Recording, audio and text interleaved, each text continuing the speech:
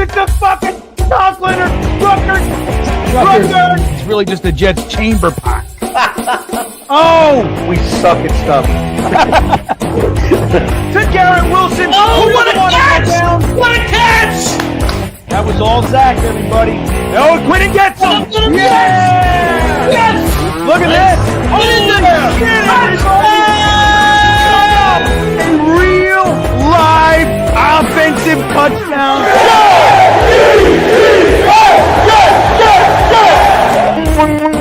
Got pressure. Run, you idiot. Here we go. Oh, that's a catch. That's a catch. All right, everybody. Garrett Wilson doesn't give a shit. Look at Zachy do, huh? Let's go, Zod. Kicks it around the end. Run, little guy. Touchdown. Oh! Are you kidding me? I believe in Zod. Let's go, Run, Jets. little guy! Hey, and we are back. Yes, you see, it's not just Jets Chaos. It is Dano. Dano is back for the New England Patriot New York Jets watch party, reaction party, whatever you want to call it, but it just doesn't feel like a party to me. How you doing, Dano? Hey, man, Tank Bowl 2025 is here. We are here. I know what everybody wants. Everybody wants to lose, or most people want to lose, but they don't want to get embarrassed, do they, Dano? They don't want to be embarrassed. We want a competitive game for at least 2 quarters. We also want green bean. I'm sorry, guys. Lesser bean. Lesser bean is here. Well, Green Bean will be back eventually. As you know, he's going through some personal things that he will, Green Bean's always very outspoken about what's going on in his life. So I think everybody will know and find out, when Green Bean is back, he will tell the whole story, and that's what it'll be. It'll be Green Bean telling one of his stories and one of his life experiences. But for right now, it's just us. But don't you go anywhere. Support the channel. Send your super chats. Join your memberships. Join the Patreon. Keep supporting Green Bean. It's still, even though he's not here, technically, this is his income, guys. This is the channel that we're keeping alive. Everything that you want to contribute or help out with.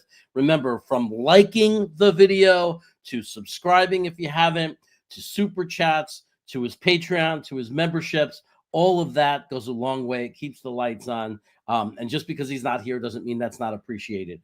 I'm going to say hello to some people in the chat. We got our guy from England, Phil Adams, is here. Mark Very 65. He must be either very 65 years old or he was born in 65. I'm not sure. Tony Alexio wants to unleash our new hooker package. And that brings us to a good point.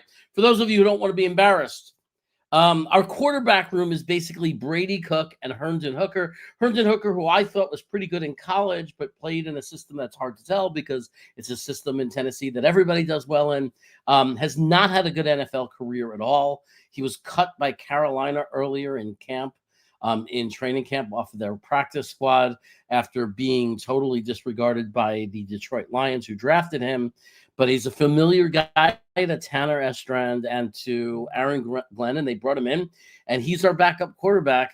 No Will McDonald, no Mason Taylor, Tony Adams and Andre Sisco, not good safeties, but our 2 starting safeties are long gone. Bunch of guys that we don't know named the Clark brothers. This is a very battered roster. It's a team that clearly is resting guys and shelving guys for the, meaning that they've kind of, packed it in. Going to be hard not to be embarrassed, don't you think? It is. It's a matter of expectations. We may not be embarrassed because, we know this team's going to get boat raced. Aaron Glenn on the sidelines might get embarrassed. These were 2 head coaches that were highly, in the same, this whole offseason, so these guys are going to be linked forever. So yeah, you don't want to be embarrassed in that regard. Show some fight, man. I want to see them still fighting in the 3rd quarter, even if they're down 20. I want to see them fight all the way to the end. We might see guys trying to fight for roster spots. Let's see who deserves to be on this team in 2026, Absolutely. I wouldn't mind seeing some cheap shots too. They've taken a lot of cheap shots at us. We've got nothing to lose. Take a cheap shot. Come on, Michael Clemens. Take a cheap shot. Incel Alon is here. Gangrene is here. Wayne is here. Mark Cinchetti or Cinchetti. I never say his name right. Mark Cinchetti. He's an Italian, though. He likes the goat. He's here. Mark Matty is here. Chris Havern is here.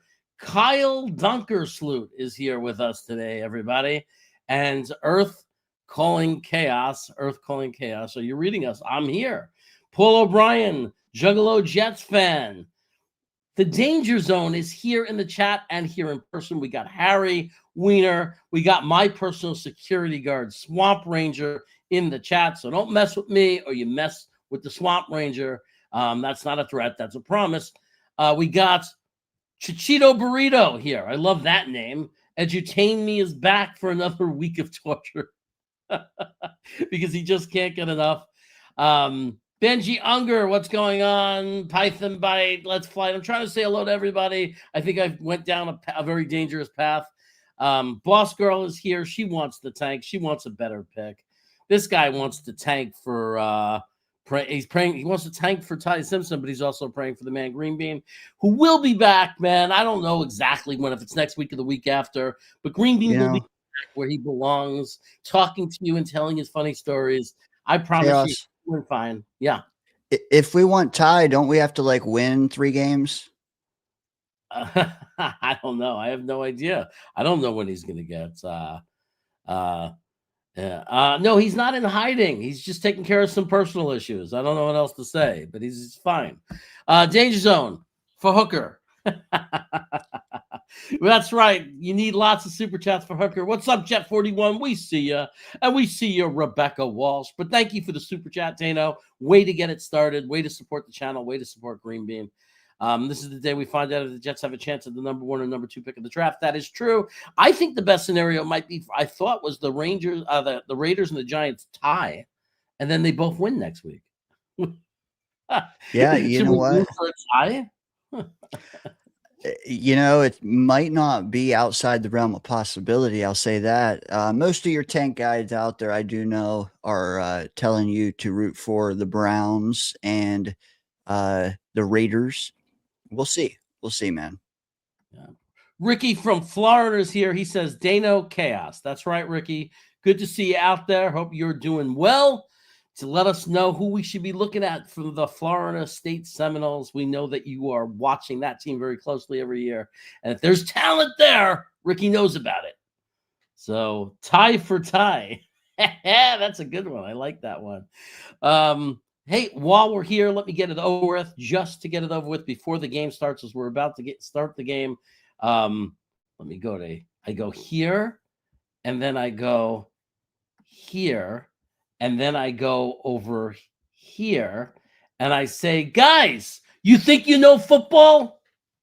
Then try to turn your football knowledge into real money with the Sleeper app, the ultimate fantasy sports app that can turn game day into payday. Just download the Sleeper app and pick more or less, your favorite players with more stats than any other daily fantasy app. Just choose 2 or more of your favorite players from pregame or live. Pick more or less from the predicted stats, and you could win up to 100 times your money if your picks win. Use promo code GREENBEAN. Do not use a promo code that starts with O and ends with Y. That's Irish. No. Green Bean. You'll get up to $1,000 match on your first deposit. $100 match. Did I say 1,000? You get up to $100 match on your first deposit. Terms and conditions apply. See Sleeper's terms and use for details. Remember, the promo code is Green Bean, and you'll get up to $100 match on your first deposit. Terms and conditions do apply. See Sleeper terms of use for details. Sleeper is currently operational in over 25 states. Check out Sleeper today. So, guys, if you remember, Green Bean used to do it all the time. You could bet on things like, will Breece Hall go over this many yards, and will A.D. Mitchell get this many receptions? And if you do a combination of different bets, the odds go up, and suddenly you can be paid 50 to 1 on your dollar, and you can make a whole bunch of money. You can make a whole bunch of money and have fun too watching your favorite players and your favorite teams play football. What could be better than that? I can't think of anything that could be better than that, but maybe you can. With that, I go and I do this little adjustment, and then I do this little adjustment, and I go back to normal. But that's the Sleeper app, everybody. You can get it now. By the way, I do my fantasy on the Sleeper app, my fantasy football. They do that too. They also let you do fantasy survivor leagues. So you could set up your survivor leagues on the Sleeper app as well. Facts. What an ad read, man. I think they're weeping down in the chat. It was so excellent. You know what you could bet on? You can bet on, will Breece Hall get his 4th touchdown rushing of the year and match the total that Derrick Henry had yesterday? We'll see. When's the last time we had 1,000-yard rusher? 1,000 yards rushing from the line of scrimmage? Chris Ivory, I believe, back in 1972. Yeah, back when I was a little toddler, even before I was a Jets fan. It's been over 40 years. We got Kickoff, by the way. Thank you, Ricky. Oh, let's go. And it looks like New England ball. They're going to get the ball first, and already they get off to a great return. Their kickoff returner brings it back to like the 39-yard line, their own 39-yard line. So a very good start for the New England Patriots. And here comes the quarterback I wish we could have gotten, but we didn't. His name is Drake May. And he's going to be a guy that tortures us for years to come. Don't you think? Paul had really? Ivory. Very good. Very good. Yeah, he's going to play 12 to 16 years probably. Yeah. So I got, by the way, 23 on the snap. Okay. Running the ball. He's tackled for like a 3-yard gain. I think that's Stevenson. I don't know if we're together. Let me tell you what. I'll tell you where I am on the game clock or the shot clock or the play clock. I mean, that's the one we usually use. No Mason Taylor. No Will McDonald. Maybe we'll get some Jelani Woods. You know, he played a couple of snaps last week. We missed it, but he did get into the game. I got 15 on the shot clock, 14, 13. What are you at? Less. So I'm going to pause it real quick. 9, 8. Oh, snap. Oh, we got a first down for New England, an easy first down. Pretty much what we've had teams do to us all year. Just have a guy run across the field about 5 yards, and just run across the field, and he'll be wide open every time against the New York Jets. Okay, so it's an easy first down. And here we go. Yeah, I would be very careful for those of you in the chat trying to downplay Drake May. While it's not unfair to compare anyone to Tom Brady, Drake May is probably going to be a top 5 quarterback in the NFL as he develops. I got 8 seconds, 7 seconds. Good. Okay. We got Drake May in shotgun. He hands the ball off on a draw, and it's good for about 4 to 5 yards. Getting back to the chat, I can't believe we've given. I saw something here that would look good. Paul O'Brien says, I can't believe we've given the Pats 2 quarterbacks. They owe us big time. Yeah, we seem to help them, don't we?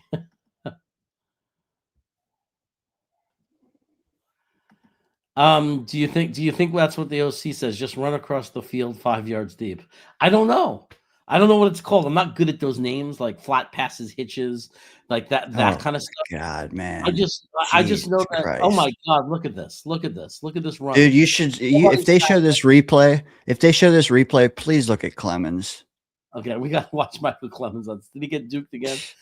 I think if I was drawing it up on the street, I would say just run a few yards forward and then do a down and in. Yeah, that's pretty bad. Look at this. It's pretty pathetic. And then no pursuit after. He's clearly starting for Will McDonald, already getting juked out of his shoes. Yeah, well, he's hopefully this is the last second to last game of his career as a Jet. Jermaine Johnson trailing from behind from the other side. I think everybody did better on that play, as they say, too late. But yeah, I mean, I think that it's I think it might be that's what they say. Like, hey man, just run 3 steps and then take a right turn and just run across the field and look at Drake May and do this, because you'll be wide open against this team. I watched it since game 1 against Pittsburgh.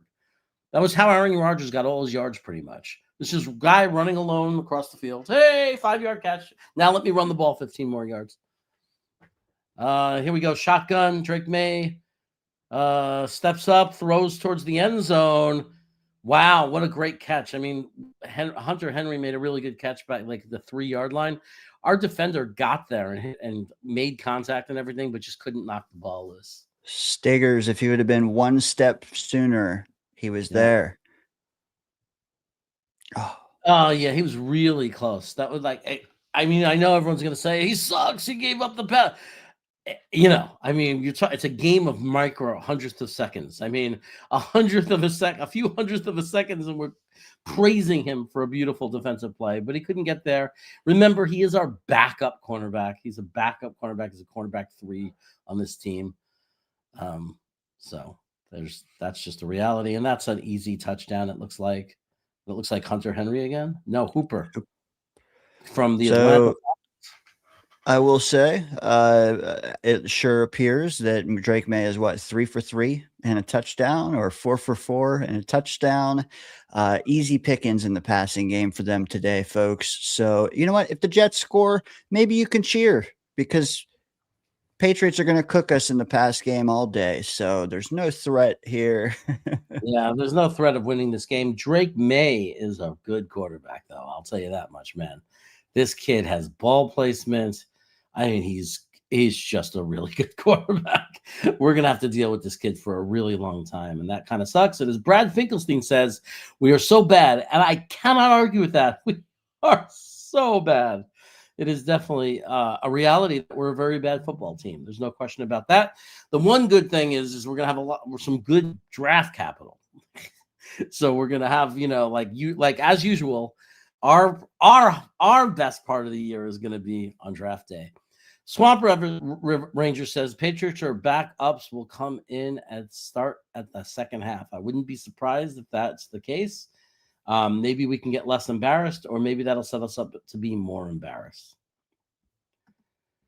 So the Pats will score in every possession. Awesome. It's very possible. Sometimes we tighten up once we're like, okay, we lost. We could start playing now. I don't know. Yeah, the Clarks are horrible, guys. Hopefully we next year, game 1, you're not going to see a guy named Clark on the field. That would be really, really bad. It would be a very bad thing.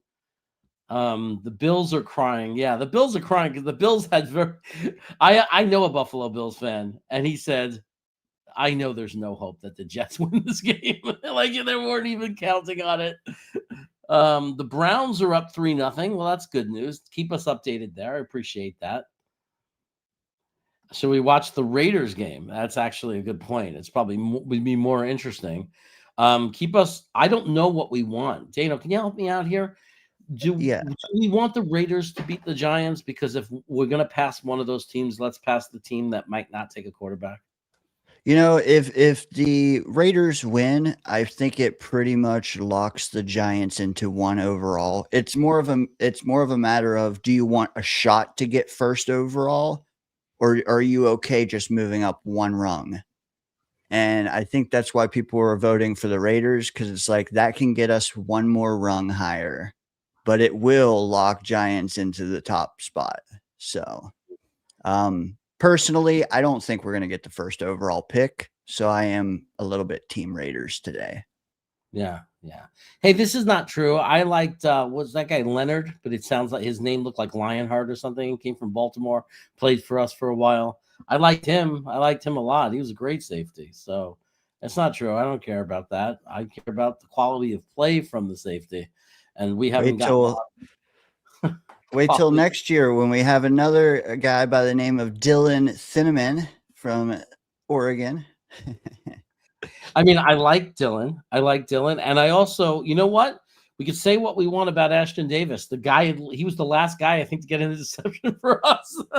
So he's like, at least he used to get turnovers, right? Like, boy, we could use a guy like Ashton Davis now. I mean, Agreed. I miss those interceptions that he would get. I mean, don't know. Who cares if he sucked every play other than those plays? Because we suck anyway. But at least he got an interception once in a while. He's also mixed, but I get it. All right, Wang Wu. That is good because we like love and brotherhood. I just made that up. Wang Wu stopped at the 29. 29-yard line for Wang Wu. It's good to see him healthy. That's his problem. When he's healthy, he's really good. Really good player when he's healthy. Just has trouble, staying on the field. Yeah. Jim Leonard. Yeah, I don't know why I used to have so much trouble with his name. I used to be like Leonard. Isn't there an H in his name? It was spelled wrong, and it used to always complicate me or confuse me. There may be. Can you highlight Brandon's comment? Let me see. Where is it? This one up here, our D answered the call. No, he said kick return over, drive over. That's pretty good. Pretty good. All right, we got Mechie and Mitchell. Our two wide receivers that are starting are Mechie, Mitchell, and then the third receiver in the game is Isaiah Williams, who's turned out to be one of the best, obviously, punt returners, but also is carving out a little bit of a role for him on the offense as well. I see a guy that looks like it might be Jelani Woods in there. Oh, Easy Mitchell. Yeah. Yeah, I noticed when we have Cook out there, it does seem like we like operating out of the pistol quite a bit. I don't know if that's a comfortability thing with Cook, or if it's maybe just, we didn't like doing it with Fields or whoever, but a lot of pistol with Cook. Interesting. I like that deep analysis. So everybody, you heard it right here on Green Bean Jets Fan World. He was operating out of the pistol. Thank you, Dana. Got you, bro. Okay, here we go. Brees Hall's back there saying, when are you going to give me the ball? I'm trying to get 45 yards here. Quick little pass, little hitch to A.D. Mitchell again. We're about 2 yards short of the first down. So as usual, the Jets refuse to throw past the sticks. We throw ahead of the sticks, assuring the 1, 2, 3 and punt. Yes. Look at Aaron Glenn is sitting there acting surprised. How come we don't get a first down? Well, it's called throwing the ball past the sticks. But unfortunately, you're a terrible head coach, and you don't understand that, and you're not telling your offensive coordinator to make sure that happens. I mean, to have a coach be confused that he's having to punt the ball. Well, that's what happens when you don't throw the ball past the sticks. And what's frustrating me, Dano, it's not like he was going through progressions and then did a last-second check down. That was the freaking play. That was the hot read, and he threw it 6 yards on 3rd and 8. 156 watching us, Chaos. What do you think about some of them hitting those milk thumbs? I would love it if you could hit the milk thumbs. And remember, when you're hitting the milk thumbs, it's important that you understand you're not doing it for us. No, not for me or Dano. No, not us. You're doing it for Green Bean. Do it because you love Green Bean. Hit the like button because you love Green Bean and you want his channel to keep going. We're holding down the fort here. He'll be back. The channel's the greatest YouTube Jets content channel in the world by far, and that's coming from the world. Their own channels. Two people that have own channels are saying we look up to Green Bean. We know he's the best. We know he's the freaking like goal line for us of what you want to be when you do this stuff. So hit the like button, show your love for the guy. He deserves it. And like I said, I can't wait until he's back. It's cold. And we can also tease. We might have a caller or two today. So stick around. You get to see them guys who are, heavy hitters, if you ask me. Yeah, we got some heavy hitters coming at halftime. So we know at least one heavy hitter is coming for sure. And then there might be a second surprise heavy hitter. So there you go. I love this. This is not Herm Edward days. You play to lose today.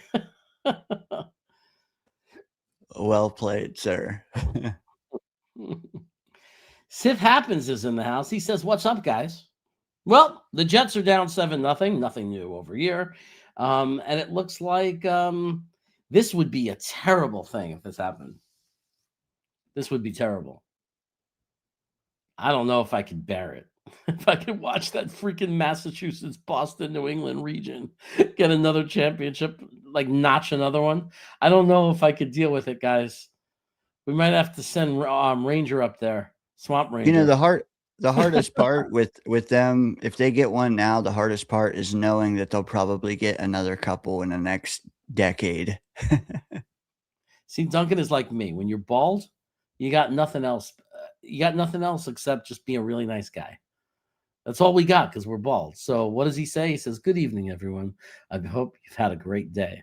I hope we've had a great day already because we're certainly not going to have one watching this team unless you're really excited about the tank.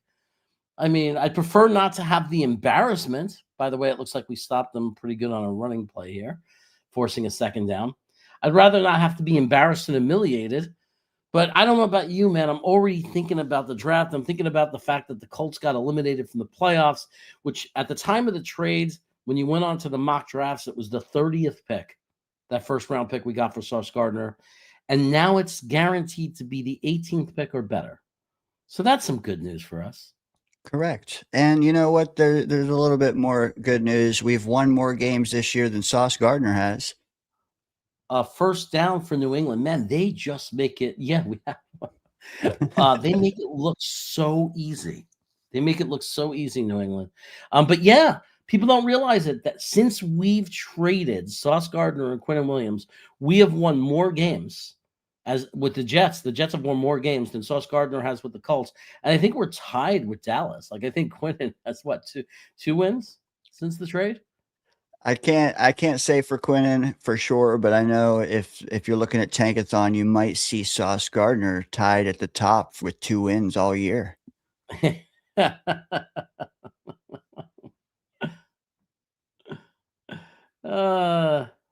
Boss girl throwing some more hate towards the Jets. They don't make it look easy. It is so easy against our defense.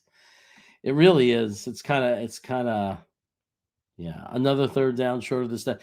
Yeah, I mean, that's what I'm talking. That's what I worry about Estran. You know what I mean? Because it's like when you say, well, what's your concern about Estran? My number one concern is it looks like the same old Jets. It's like continuously throwing in front of the sticks on third down. And it's like something that it never seems we're able to get away from that. The last time, oh, look at this, a pass right up the middle, and he's running for glory. Yep. Shotgun, empty backfield, 5 wide, and literally he had his choice of like 3 guys he could throw it to on that. Yeah, no one's being covered. It's just unbelievable.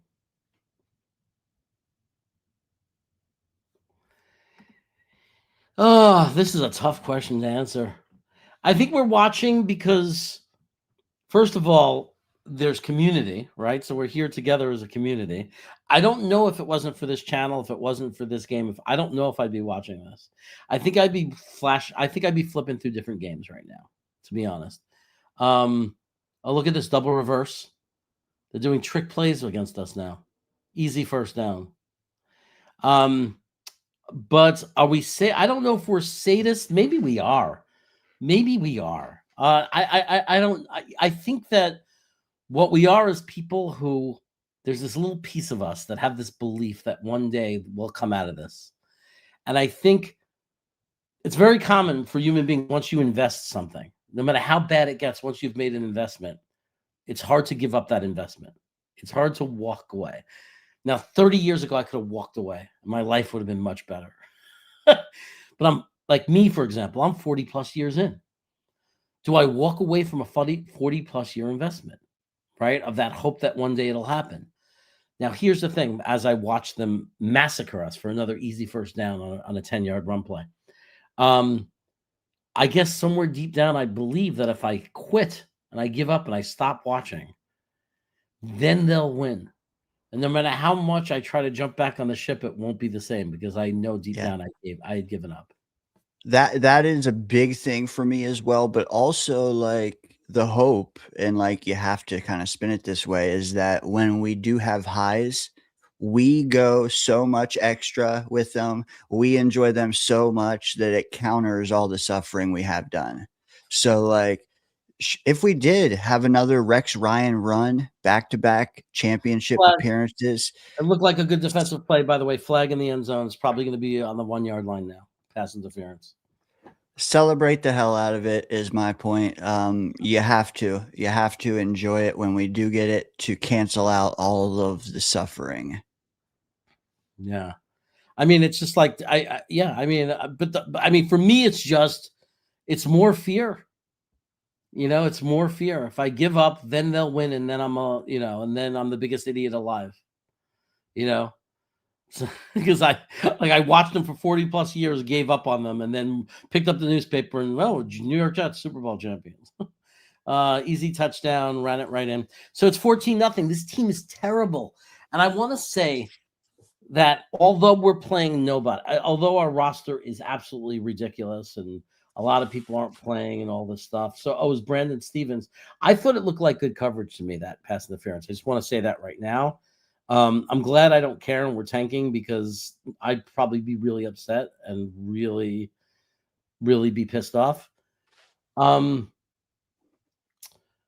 I do think that if the Jets ever won a Super Bowl, I would like to hope that it would erase all of the pain and that it would be one of the most epic moments of my life.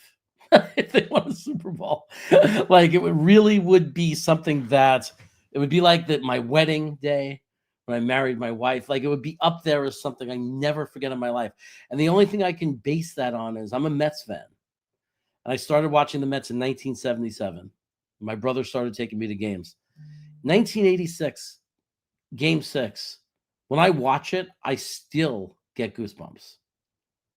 Like I still get goosebumps when I watch replays of Game 6 in 1986. And then the strawberry home run in Game 7 when they really put the game away. Like I remember the joy and the moments. That Mets World Series still lives with me. Right. And then I root for the Yankees, not as much as I'm a Met fan, but my wife is a Yankee fan. So she got me living out here in California, rooting for the Yankees. And when they were winning, like in 2012, and she was so happy, that wasn't even my team, but I was just kind of happy that a New York team won. And that was because I'm the weird Mets fan that doesn't hate the Yankees. Even that felt good. So I'm just saying, I believe that if we ever were to somehow do this, if we were to ever turn this around, that it really would be worth all the pain. I really do believe it. Yeah, that is but dude, when we celebrate, we better celebrate for like 18 months and not let anyone hear otherwise. Yeah. I mean, it's like, it's such a great feeling to win. Like, it's like, I'm also a Liverpool fan in soccer, but it's just not, unfortunately, it's like sport number 5 for me or 4 for me, so it's not as intense. But man, when Liverpool won, last year, when they won the Premier League, that was amazing. And a few years ago, they won the Championship League, the Worlds, and that was amazing. So, and it was great. I was happy, but I don't think anything will touch the joy of the Jets winning a Super Bowl. And it'll be more than just me. It'll be all of us. Like the fact that we'll all experience it together. We'll all be going crazy, like watching people's reactions. Can you imagine Green Bean, what his reaction will be when the Jets win the Super Bowl? Dude, we have a great time on this channel losing. I can't imagine what it'll be like when we're winning. I can't. It's going to be fantastic. Phil's going to give me a hard time about this. Okay, maybe Liverpool equals the Pats, but I'm also a Stoke City fan, and I follow them very carefully. In the beginning of the season, in the Champion League, Stoke City was in the top 4 and had a chance to get regulated up to Premier League. But as always, they have slipped into the middle of the pack. Wait a second. Yes, I went to 6 Met games. Wow, I was at game 5, I think it was, of that year. I remember specifically when they were 2-3 or something, and I was at a game in 1986, right before they exploded. They were 2-3, and then boom, the New York Mets in 86, the Beasts came alive. So we're watching this game. The Jets are down 14-0. We're getting crushed. I just hope we can hold the ball long enough to not go down 21-0 in the first quarter. Also, fun fact, Browns up 10-0. The Browns are up 10. I'm so good. I took my Survivor League. I'm still alive in it. And I had Pittsburgh and changed it. I changed it. At the last second, I said, I don't trust Pittsburgh, and I changed it. I think that's going to give me hope. Let me see what the other dude picked. If we're three win Titans are also up 3-0. See what else we got here. Anything the Titans do, like to win, is just a good thing. It's just more insurance. It's like an insurance policy. You know what I mean? Yeah. And the Cardinals are losing to the Bengals. That's fine. Whatever. What's going on with Tampa Bay this week? Do you know who they're playing? Or I don't. Brady Cook with the fumbled snap. He falls on it. Oh my God, this team is so bad. Who did you ask about? I'm asking about Tampa Bay, the Bucks. Look, the Bucks are currently playing with the Dolphins, and they're tied up 7-7. Okay. There was a 63-yard touchdown by Quinn Ewers in that game. Really use the Dolphins to win that game. That'd be a nice thing. Here we go. It's 3rd and 6. 3rd and 6. We're 35% third down conversions on the seasons. That's 27th in the NFL. I'm going to say it. I was defending him all year saying, no, you can't do it. Oh, here's a deep pass. And it's an interception. I've been saying it all year, saying, no. It's like there's no point in doing it. You have to have a plan. Give him a second year. I can't do it anymore. Like, we're really going to waste another season with Aaron Glenn? Like, are we really going to waste time with this guy? He's not a head coach. Come on, this is ridiculous. This is a joke. This is epically one of the worst teams ever to take the field. I don't know if I could sit here and not say it. Like, they need to just get rid of this guy, admit you made a mistake, and just cut this guy loose. He is a clown. This guy is a clown. I mean, this is just ridiculous. This team is tough, man. I don't care. I don't care if they're garbage players. It's very hard for me to say that, to justify this kind of bad. I mean, this was a guy who was you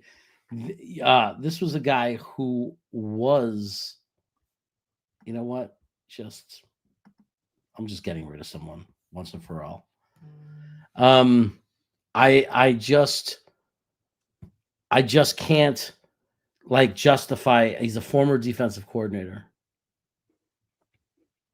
and he should have taken over for Wilkes, or he should be he needs to take accountability for the way this defense is playing.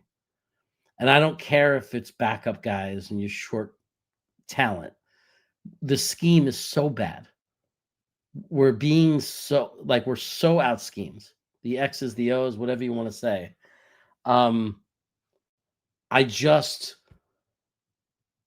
It's what we were saying, right? Go 5 yards and cut right. And it's like every week we're watching the same thing. And this was before the tank. This was before we were tanking. This was all year long, getting beat by the same exact plays. And I don't care if you could fire your defensive coordinator, you could blame your defensive coordinator. You're the head coach. It falls under you. It's your responsibility to come in there and say enough is enough. Thoughts on the latest comment from Ricky down at the bottom? Can you respond to that one? Give any coach this team in this shape and it will still suck. I agree. I don't expect it to be good, but it's watching, and I could be wrong. I could be wrong. Maybe he's going to build a great team and I'll be happy.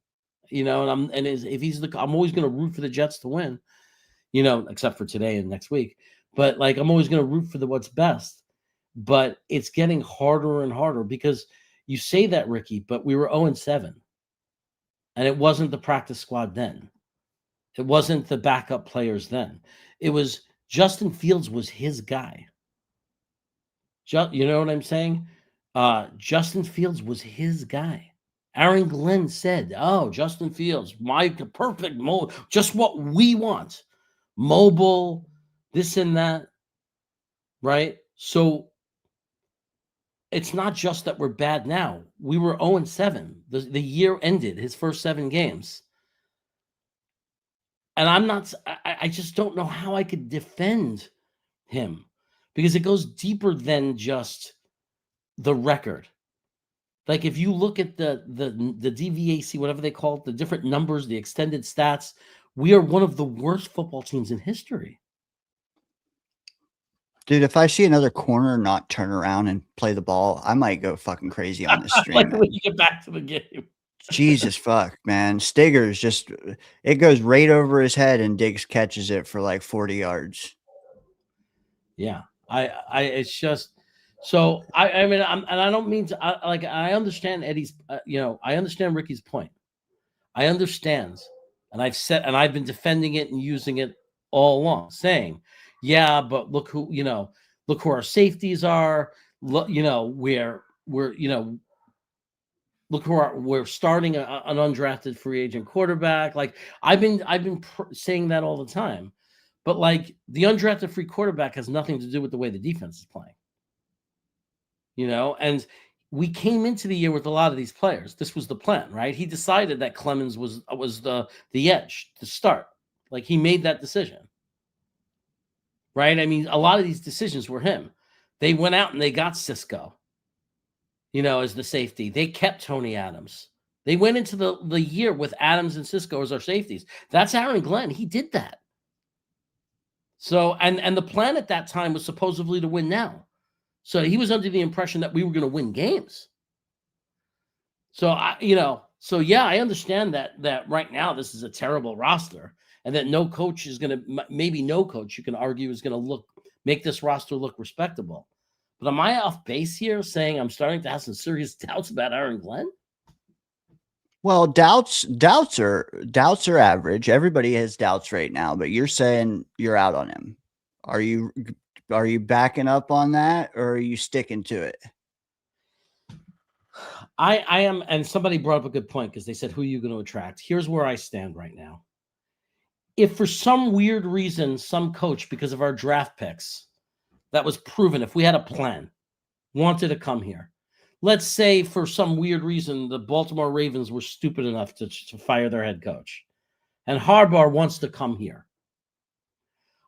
You cannot pass up an opportunity for a proven good coach who wants to come to the Jets. Can we at least agree on that? Like in that, you have to do what New England did. They saw if Vrabel was available, they got rid of Mayo. If Vrabel wasn't available, it was never their plan to get rid of Mayo until Vrabel became available.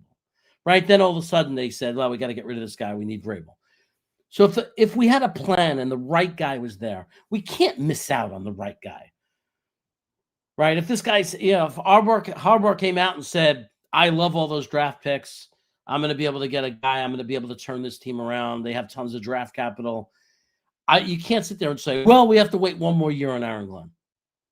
But if there's no other option or alternative, I guess you hang on to Aaron Glenn for one more year. I don't know, because how long are you going to just keep bringing in bad coaches?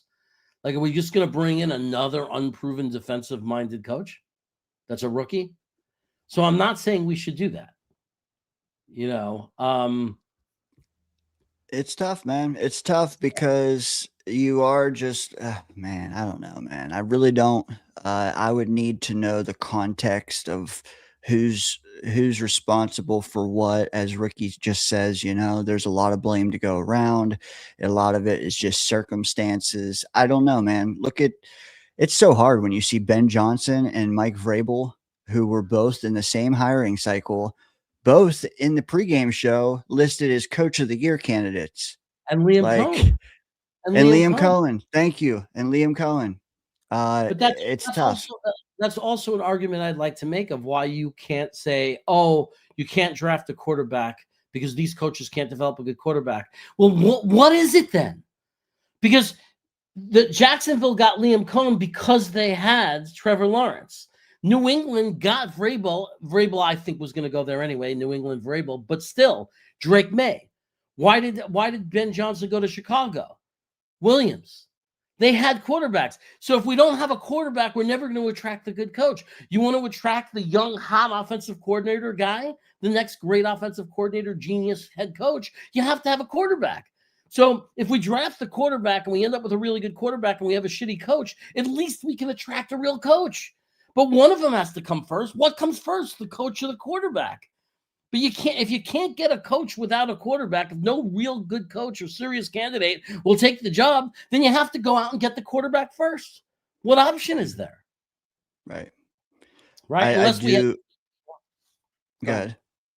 No, well, I was just going to say, I'm with you. If there is a clear upgrade on the market, I think you have to be considering that if you can upgrade him right off the bat. But if it's a similar guy, defensive minded, first time hire, I don't know that it's worth just blowing up and doing it all over again. I think you give him a second year and that's your window. Like, Glenn, you got this second year and that's all you get, because I need the guy in place. Yes, for this draft, but more so for 2027's draft. I need to have the guy selecting those 3 number 1 picks to be the guy who's going to be here a few years after that. And again, if you can clearly upgrade Glenn this offseason, I'm on board. If you can't, I got to give him year 2. Right. Right. I mean, and that I could live with. You know, that I could live with. So I'm not screaming. I'm not one of these guys screaming, you have to fire him. You have to fire him. I'm like, because whenever I hear someone say you have to fire him, the first thing I say is, well, what's the plan? Who are you hiring? Right. So, but I'm also now in the camp of, if the right guy was there, though, and maybe you get the right guy by just paying him a disgusting amount of money. You might. But I mean, it also is funny.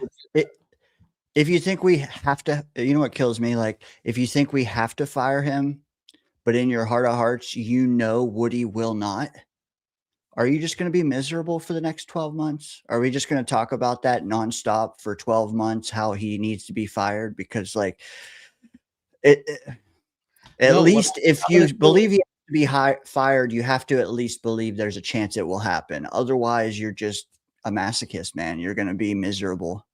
What all I'm gonna do is, when this year ends, I mean, we can't control whether they fire him or not.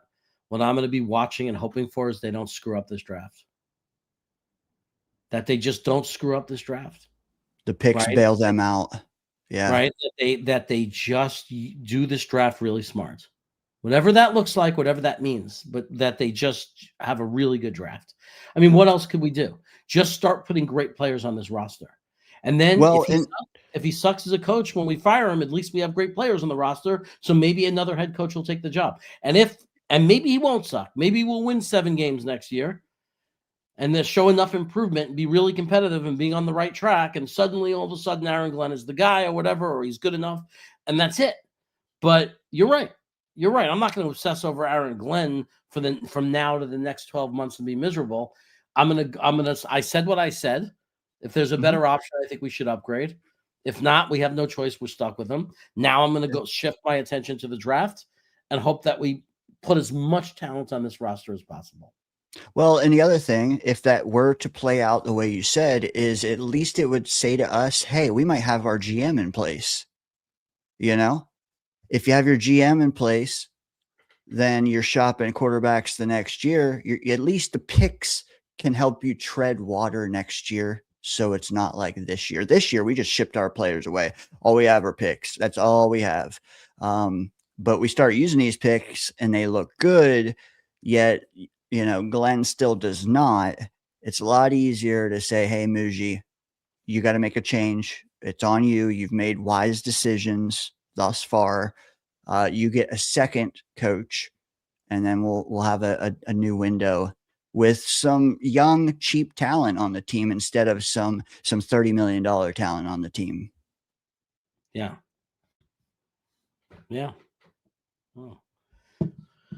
Oh. But man, it's just so hard to watch.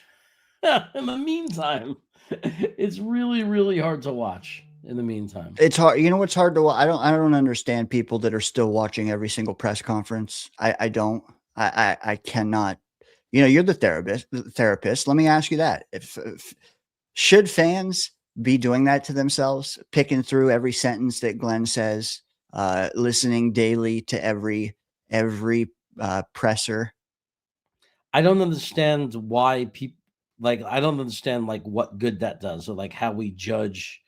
How is that gonna how are we judging the coach by what they say in the press conference? It pretty much all sounds the same to me. They starts off really positive, a whole bunch of things. They're never going to say bad things about their players. Rarely. Sometimes you could see a player do. A coach of Carolina did that. He threw Sam Darnold under the bus a few years ago when he was on the Panthers. But for the most part, the press conferences are the press conferences. The only interest in the press conferences is who's starting, who's injured, the injury report. But all the other stuff is just nonsense. It's just coaches hoping to look at this. Touchdown. 21-0. It took 5 seconds into the second quarter for them to get up 21-0. We're improving. Oh boy. So yeah. So I can't. Watching the pressers. Yeah, you're gonna watch these pressers all week. Chaos.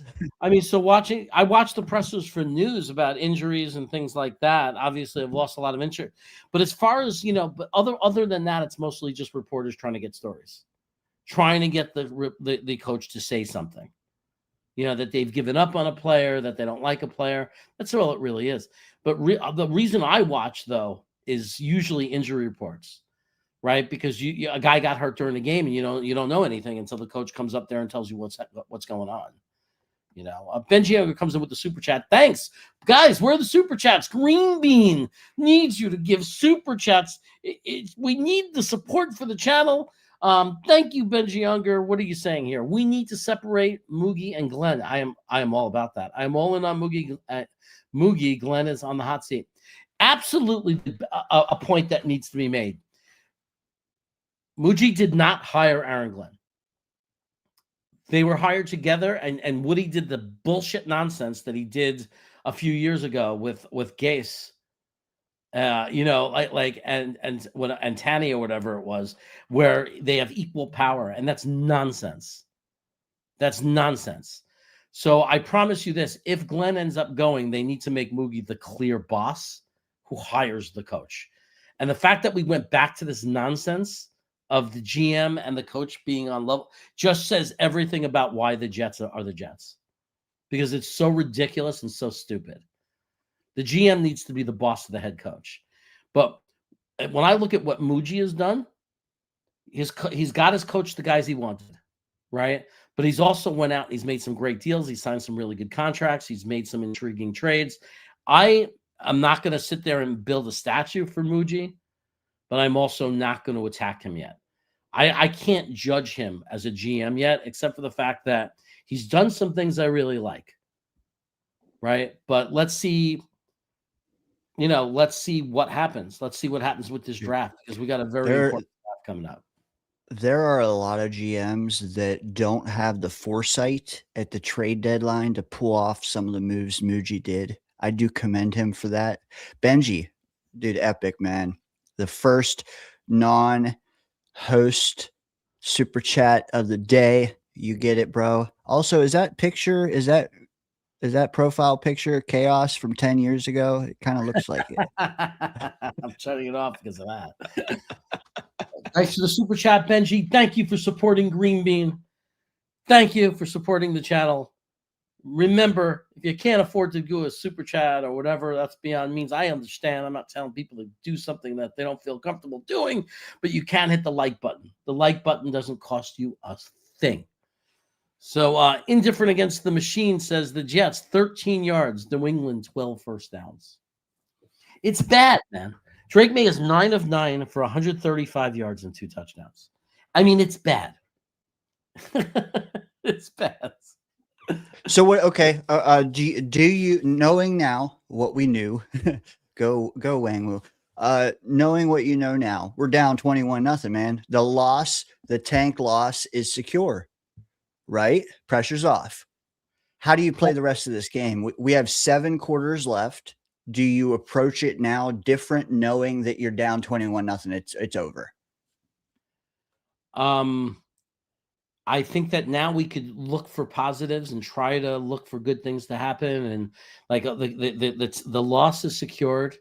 The draft pick, is whatever, all of that reason for people wanting to lose. Now we just look at our team and hope that the players do good things. Like on this play, hands it to Breece Hall, who runs around the end and gets the first down and some more. And that's a great run for Breece Hall. See that? We're picking it up and being positive now. Breece Hall with a great run brings his total yards needed for 1,000 from the line of scrimmage down to about 32. Breece, there's typical Breece Hall finally putting in work when the game's over. I see what you did there. You. Jonathan Francois comes in and says the only reason AG isn't fired is because Woody is cheap. Might be cheap. I don't know because salary caps make it hard to judge if people are cheap or not. The fact that there's like a team salary cap is hard to judge if the owner is cheap. Like if it was an open range, no salary cap type situation, then you would see, is he cheap or not cheap? How much does he spend compared to other teams? But look, if we ever want to get a real coach, you're going to need an incredible, young, exciting quarterback to attract him, or you're going to have to pay the shit out of that coach. Here we go. Brady Cook on 2nd and 5 goes back to Breece Hall, who slams through to about maybe the first down. I'm not sure. Yeah, I don't know. He slid there. Yeah. I don't know if they're going to give it to him. Nope, 3rd and 1. But it looks like the Breece Hall show. And I would just like to see. Let's look for the blocking. Let's look at let's just look at the team. Let's hope for some first downs now. Let's hope that we get some good things. Good things. What are we going to do on 3rd and 1? Brady Cook falls forward.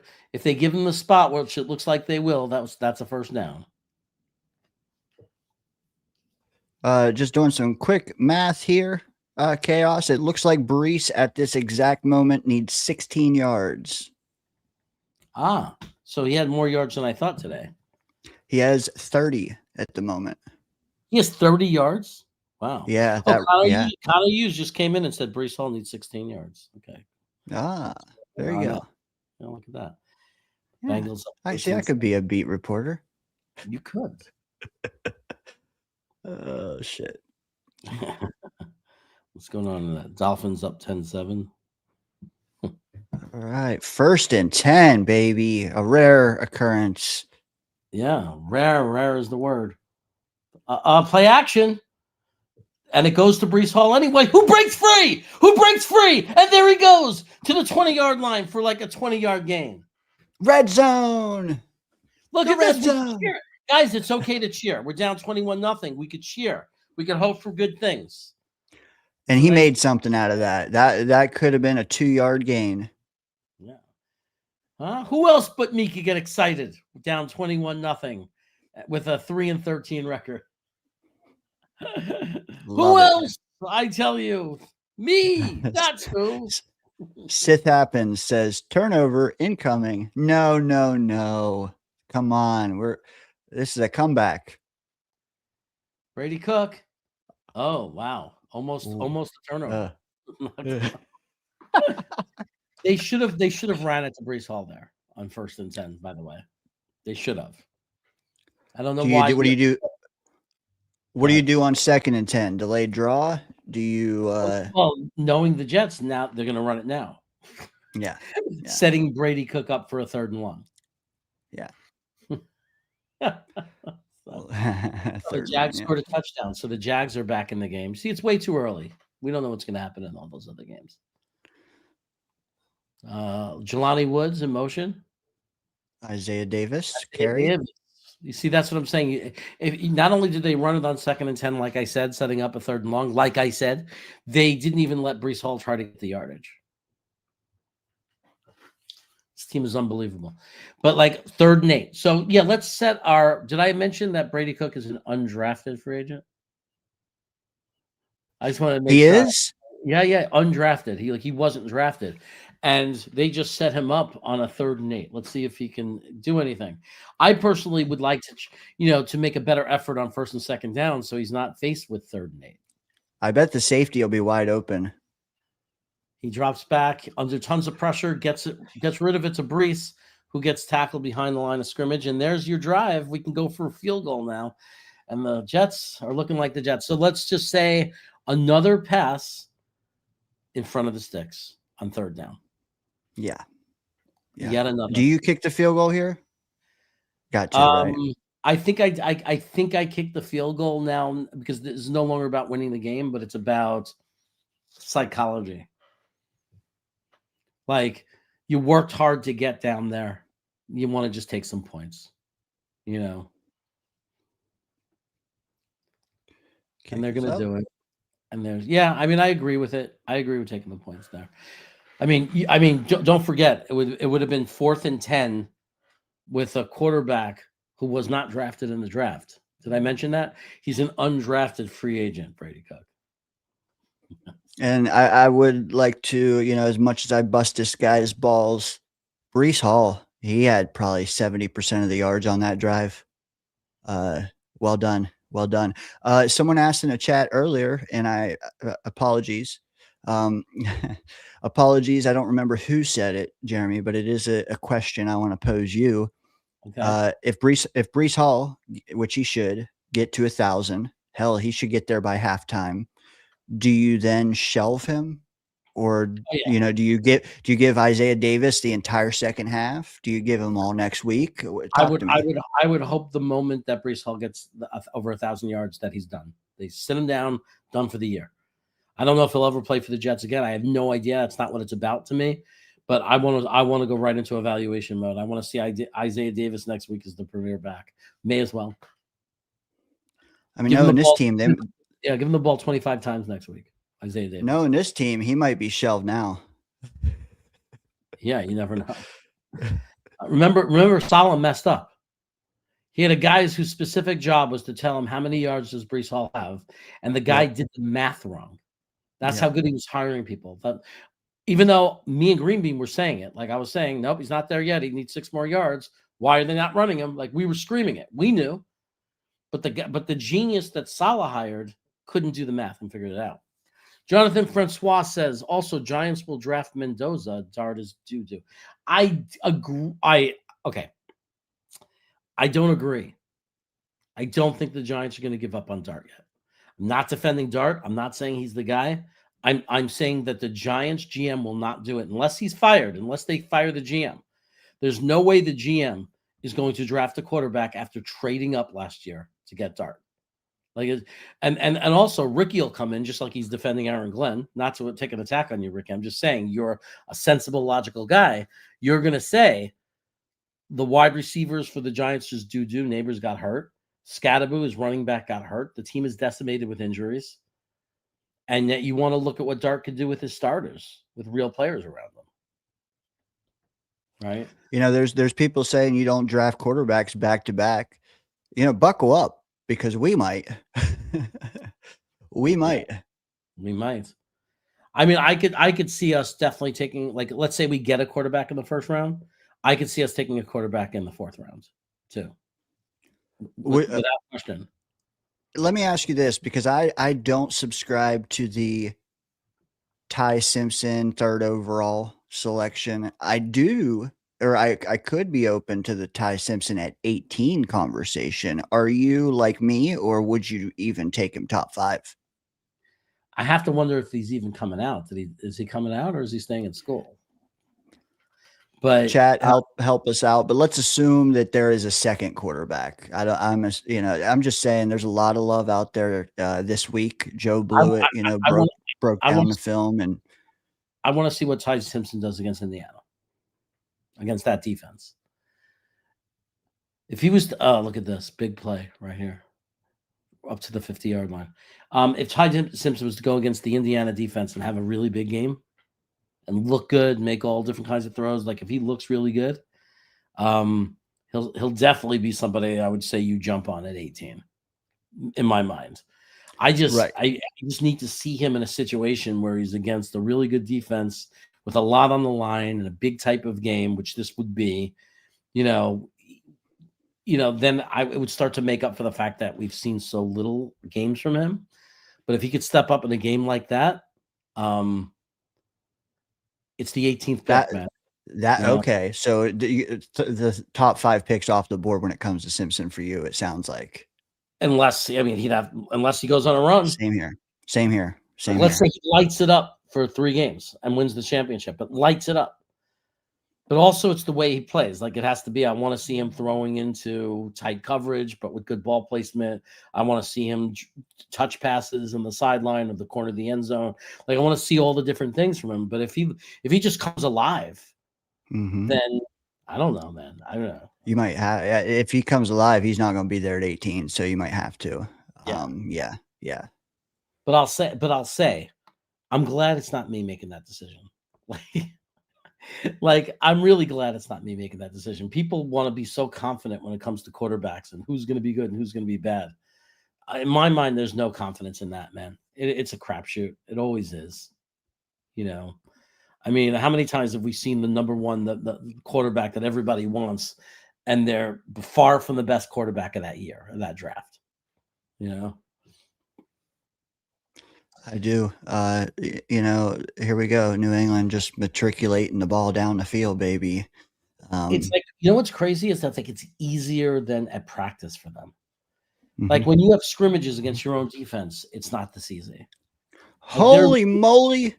An incompletion. Flag. But it's a flag. Okay. A flag. Let's see if it's an incompletion. Yeah. Watch this. This is great. Incomplete. Never mind. Yeah. The perfect game is back on. Oh boy. Yeah, I'm with you though. Miracle Run aside, I like the idea of, dude, if we can't get a quarterback, or we don't want to use our best pick on a quarterback this year, the way it's, shaken up or whatever, the move might be sliding back a few slots. It really might be. The problem is if you don't get a decent bridge quarterback, right? Like, if you don't get if you don't do something, Glenn's going to win 3 or 4 games again. And then how do you keep him as a coach? No, you don't. You have to. Thankfully, free agency is first. Free agency's first. Let's do that, and let's solidify the rest of that room, and then it gives you flexibility. Yeah. I mean, if you bring in, everyone's talking about this kid from Green Bay, Malik. But that's the kind of move, though. I think he's going to get the kind of deal that is going to be a commitment, meaning you're not drafting someone. Right? I don't think this guy is coming for $10 million. Do you think he comes for a Justin Fields deal? I don't know what other people are going to pay him. I don't know. But it feels like there's some people very big on him. I mean, they were showing him during the game yesterday, and the announcers were literally saying this is an audition, and he's doing great. Like, they're saying, like, look at him leading the team. Look at this leader. He's doing great. And he goes, and this is an audition for him. A lot of teams need a quarterback that are going to be interested in this kid. So it's good. Quarterback is a position that gets very, overpaid, overvalued, regardless of your resume, whatever it is. So I don't know. It just depends on how far is some other team going to want them and how far are they going to go. I just want to respond to Wild Wave. Who the hell is going to trade up if there's no quarterbacks or so? Hey man, there's a lot of special players up there. There's Caleb Downs that might cement a team. And I'm not saying, that's why I said a couple rungs. I'm not talking about you can slide from 4 to 14 like we could in years past. I'm saying like 4 to 7, and then maybe 7 to 8. Like, we need top 100 picks. It's a very top heavy draft in that sense. There are some special players in the top 5 or 6 that people might trade up for. And you just said Caleb Downs, Reese, Ruben Bain. I mean, there's a few players that if they're sitting on the board and we're at 4 and they're on the board, if you don't think a team will come up from 9 to get a guy like Ruben Bain, you're out of your mind. Now, you might make the argument, why don't we take him? Because we certainly could use an edge. But if we're thinking we have multiple holes and we could trade down to 9 and pick up an extra second-round pick and an extra fourth or whatever it is that trade would be, I could see it. I could see a team at 9 or 10 doing that if they need an edge. Yep, especially if it's a team better than that draft slot. Like, dude, I think the Rams are up there because of via trade. Like, you think they couldn't use one special player to set them over the top? Never know, man. I'm just saying, it's an idea because we have 4 top 50 picks. Yes, we do. But after the top 50, we have one selection, one from 50 to 177. That's 127 picks. We pick once in the middle. Yeah. We need to fix that somehow if we can. So Jonathan Francois comes in with another super chat. Thank you so much, Jonathan. And he says, does AG get fired if the Pats put up 50 points? I think that no. I think that, like I said, I don't think he's getting fired. I want to make that very clear. I don't think Woody Johnson is firing Aaron Glenn. If he did, I think it would only be in the situation that we talked about. That an opportunity came up that we couldn't pass on. Look at this. Looks like almost a touchdown. They're about to go up 28-3. So do I think it's possible? I don't think if we give up 50 points today, 70 points today, I don't think that's what would get him fired. I think the thing that would get him fired is if somebody came along that was too good to pass up on. And I don't even know if that's the case. I don't know if Woody would even do it. He might be too cheap, like somebody said. I don't know. But I don't think that he's going to fire him. And I think under any other scenario other than the dream coach wants to come here. Look at that. Nice defense right there. That was Jermaine Johnson. It's good to see him doing some good things. 4th and goal. What do they do? Do they really sock it to us and go for it? Yeah, I saw something I wanted to highlight. Yeah, here we go. So happy Eddie McGuire. Happy. The NFL is not a talent league other than a few key spots. They're all talented enough. It's a coaching league. Wake up, Lost fans. I definitely think that there are fans that underestimate the importance of a coach and excuse the coach way too much. I definitely think that that's the case because in 40 plus years, there are just some coaches that get it. Touchdown New England. Looks like it'll be 28-3. There are coaches who get it, man. I mean, Parcells came here in the 80s. He turned the Giants organization around. He came here, we sucked, and he turned us around in a year. He went to Miami as like a GM type thing or something, and they went from worst to first. But he put his guy in at coach, and they were totally a Parcells type team. He went to Dallas. They totally stunk, and he turned them into a team that was just shy of the playoffs. And then, Jerry Jones did the Jerry Jones thing and let him walk or whatever because of his ego. But it's a coach's league. It is. There are coaches that will get, maybe if they don't have enough talent, they're not going to be able to win a Super Bowl. Maybe they're not going to win tons and tons of games, but they're going to make you respectable. Like a coach, to me, it's coach and quarterback. I've said it since I was a kid, coach and quarterback. I mean, and I think the evidence in that, when I say coach and quarterback, I think is look at every freaking great team for the past 40 years. Go through each one, go through the years, and look what they had on their team. And most of the time, except for some outliers, there was a great coach and a great quarterback. And any team that had sustained winning, it's always coach and quarterback. Well said, brother. Well said. This is great. Check out Brooklyn Brothers Food Review. You're funny. While I'm talking, that's what you're doing. Hey, I let you cook, brother. Hey, cook food. There you go.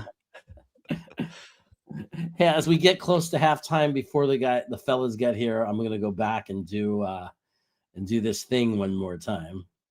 Let me see. Let me do this. Let me do that. And then let me go here to this and say, hey guys, you think you know football? We're talking football, right? We're sitting here talking about coaches, this and that, and the importance of that. But do you think you know football? Think you know football? Then try to turn your football knowledge into real money with the Sleeper app, the ultimate fantasy sports app that can turn game day into payday.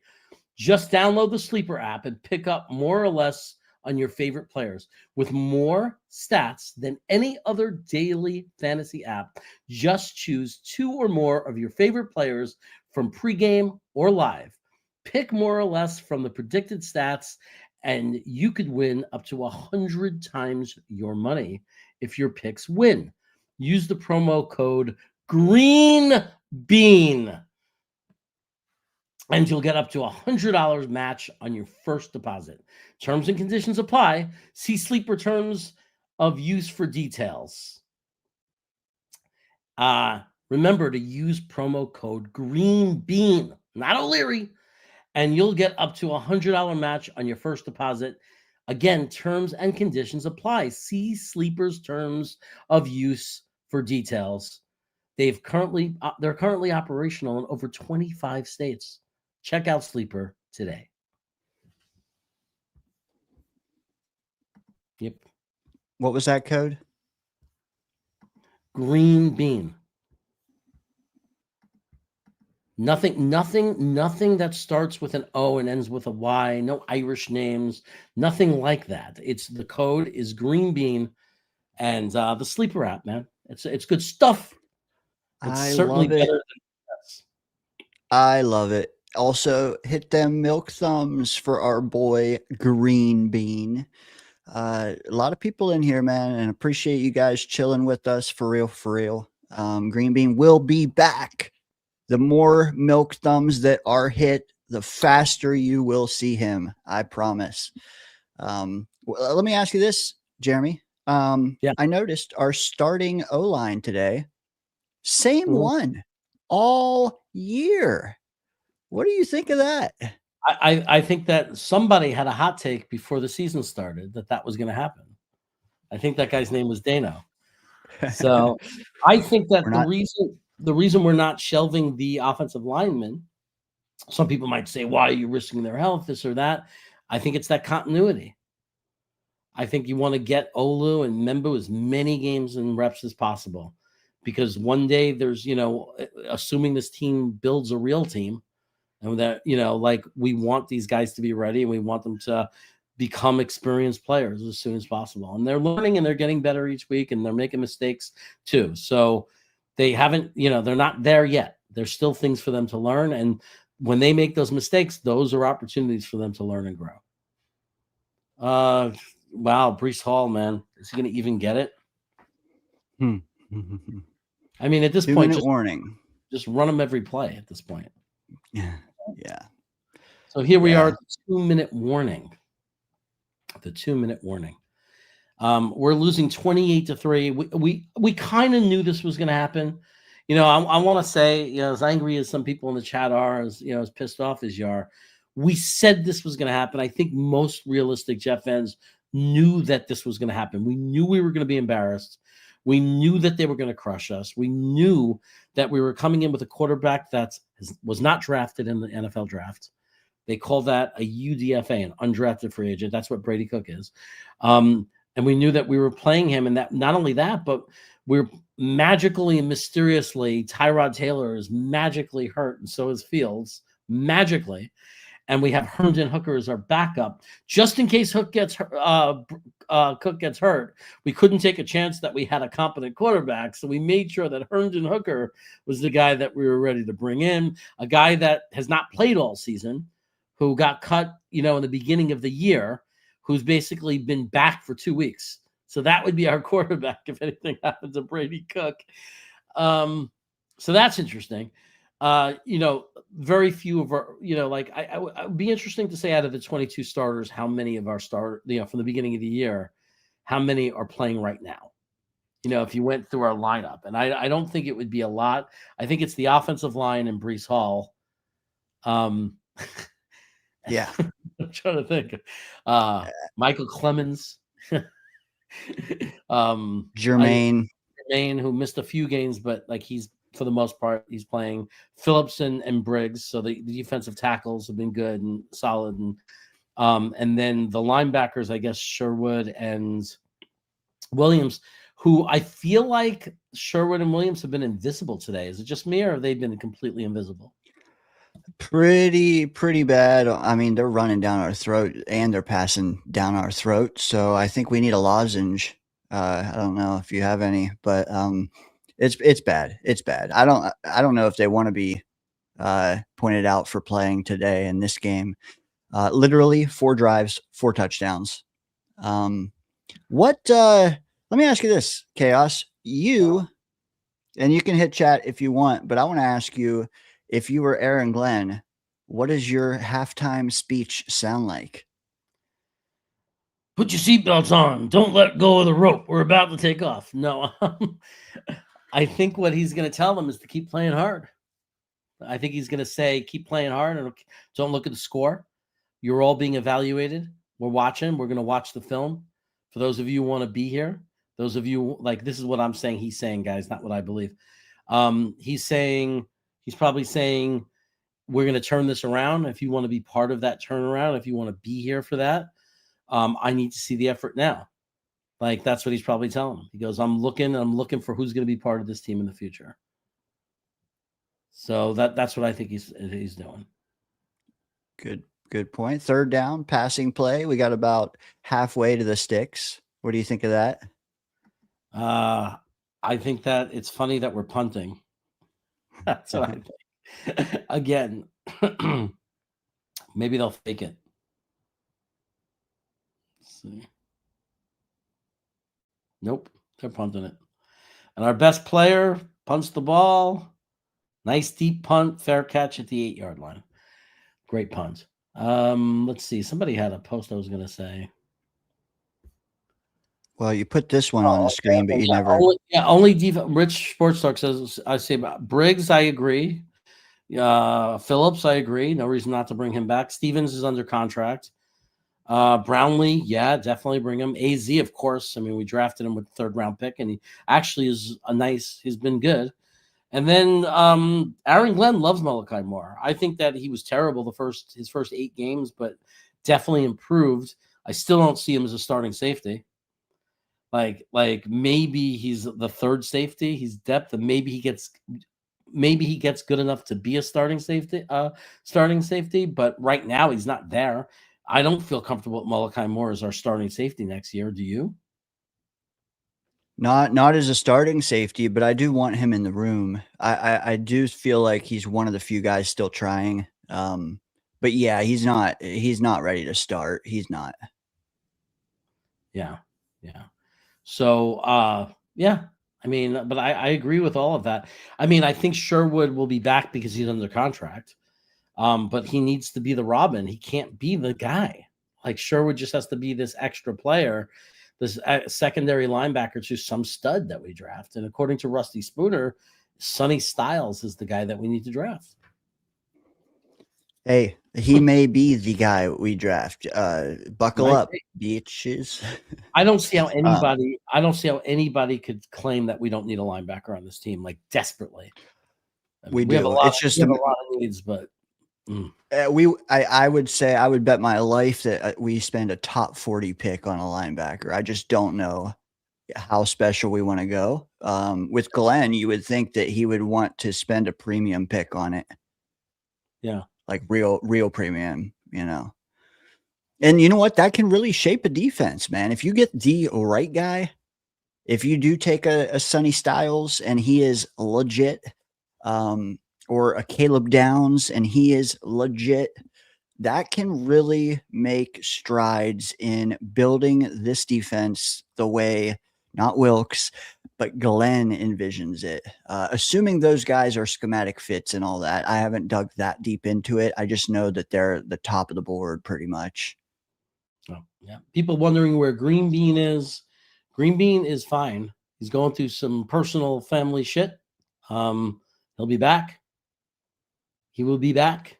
John. Sure exactly when. I'm not going to give an exact date, and he'll go back. And Green Bean will tell everybody exactly, I'm sure, in great detail, what the past few weeks have been like for him. He's always done that. Right? He's always been very open about his life. It's just not my place to do it. Like, it's like right now, I'm respecting his privacy and allowing Green Bean to talk about what's going on in his life. But he is okay. I'm in touch with him.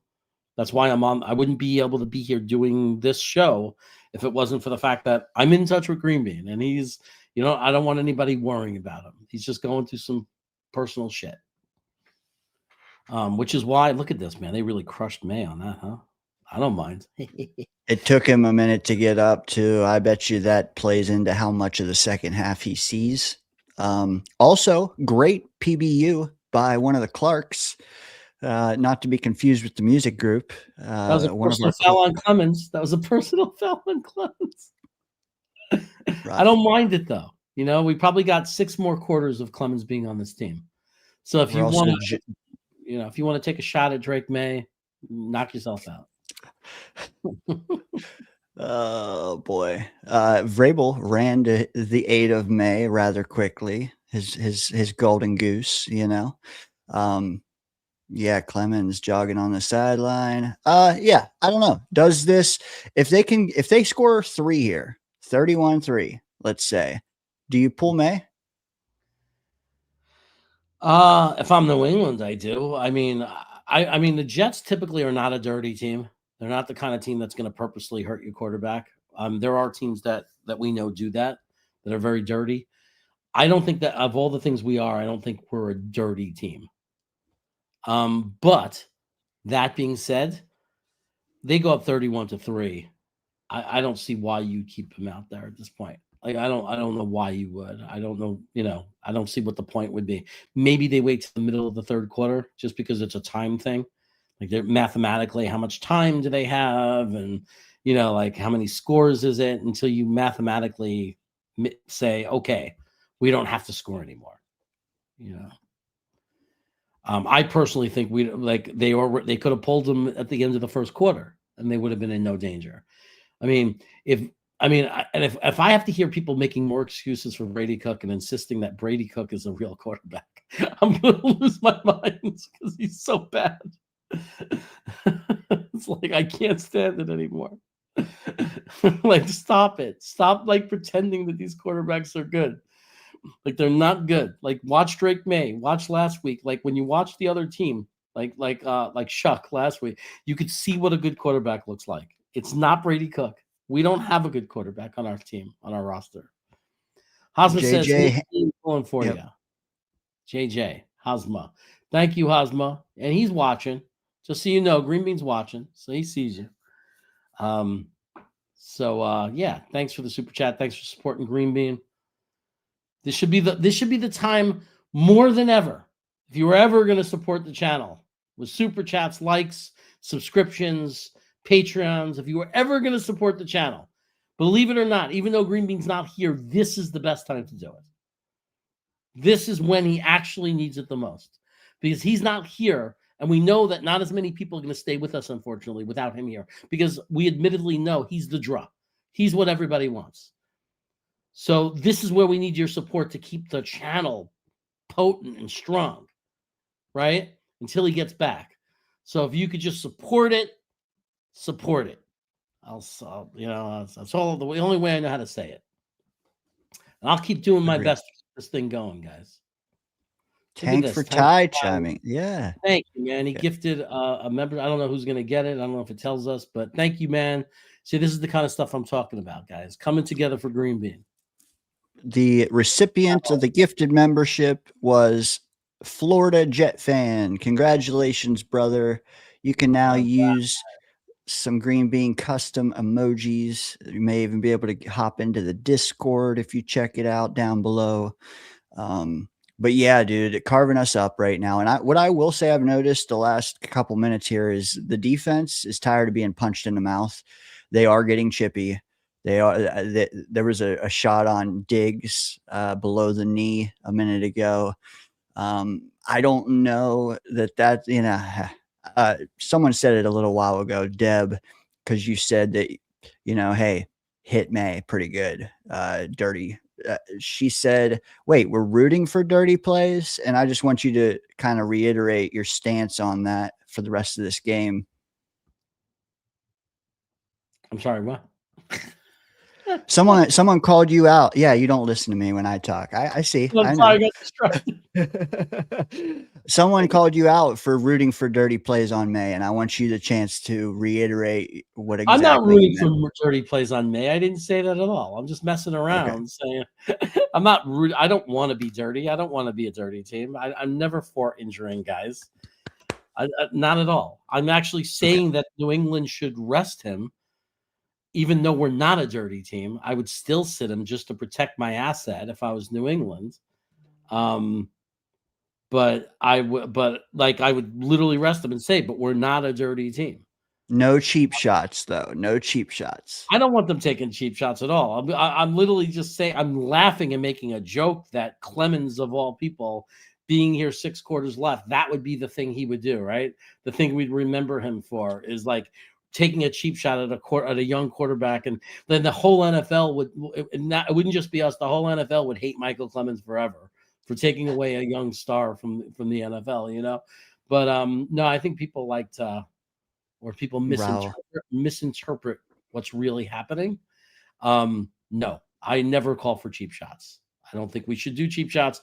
I think a lot of other teams do cheap shots. We've been the victim of many cheap shots, and like we've been a victim of cheap shots. Like in my years as a Jet fan, that you wouldn't believe.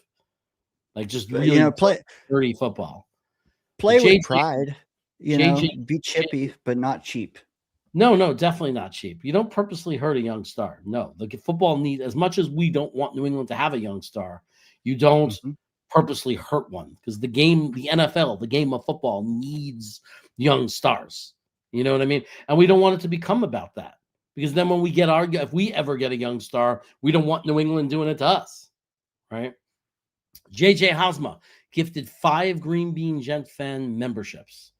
That's huge. Huge. Again, I don't know who got them. Maybe we'll find out. But thank you for supporting the channel. Thank you for supporting Green Bean. Tony Alexio got one. We appreciate it. Tony Alexio got it. Oh, yeah, Tony Alexio. The Tony Alexio package with the membership. He's dangerous now. JJ, thank you. We appreciate it, brother. Helping the channel.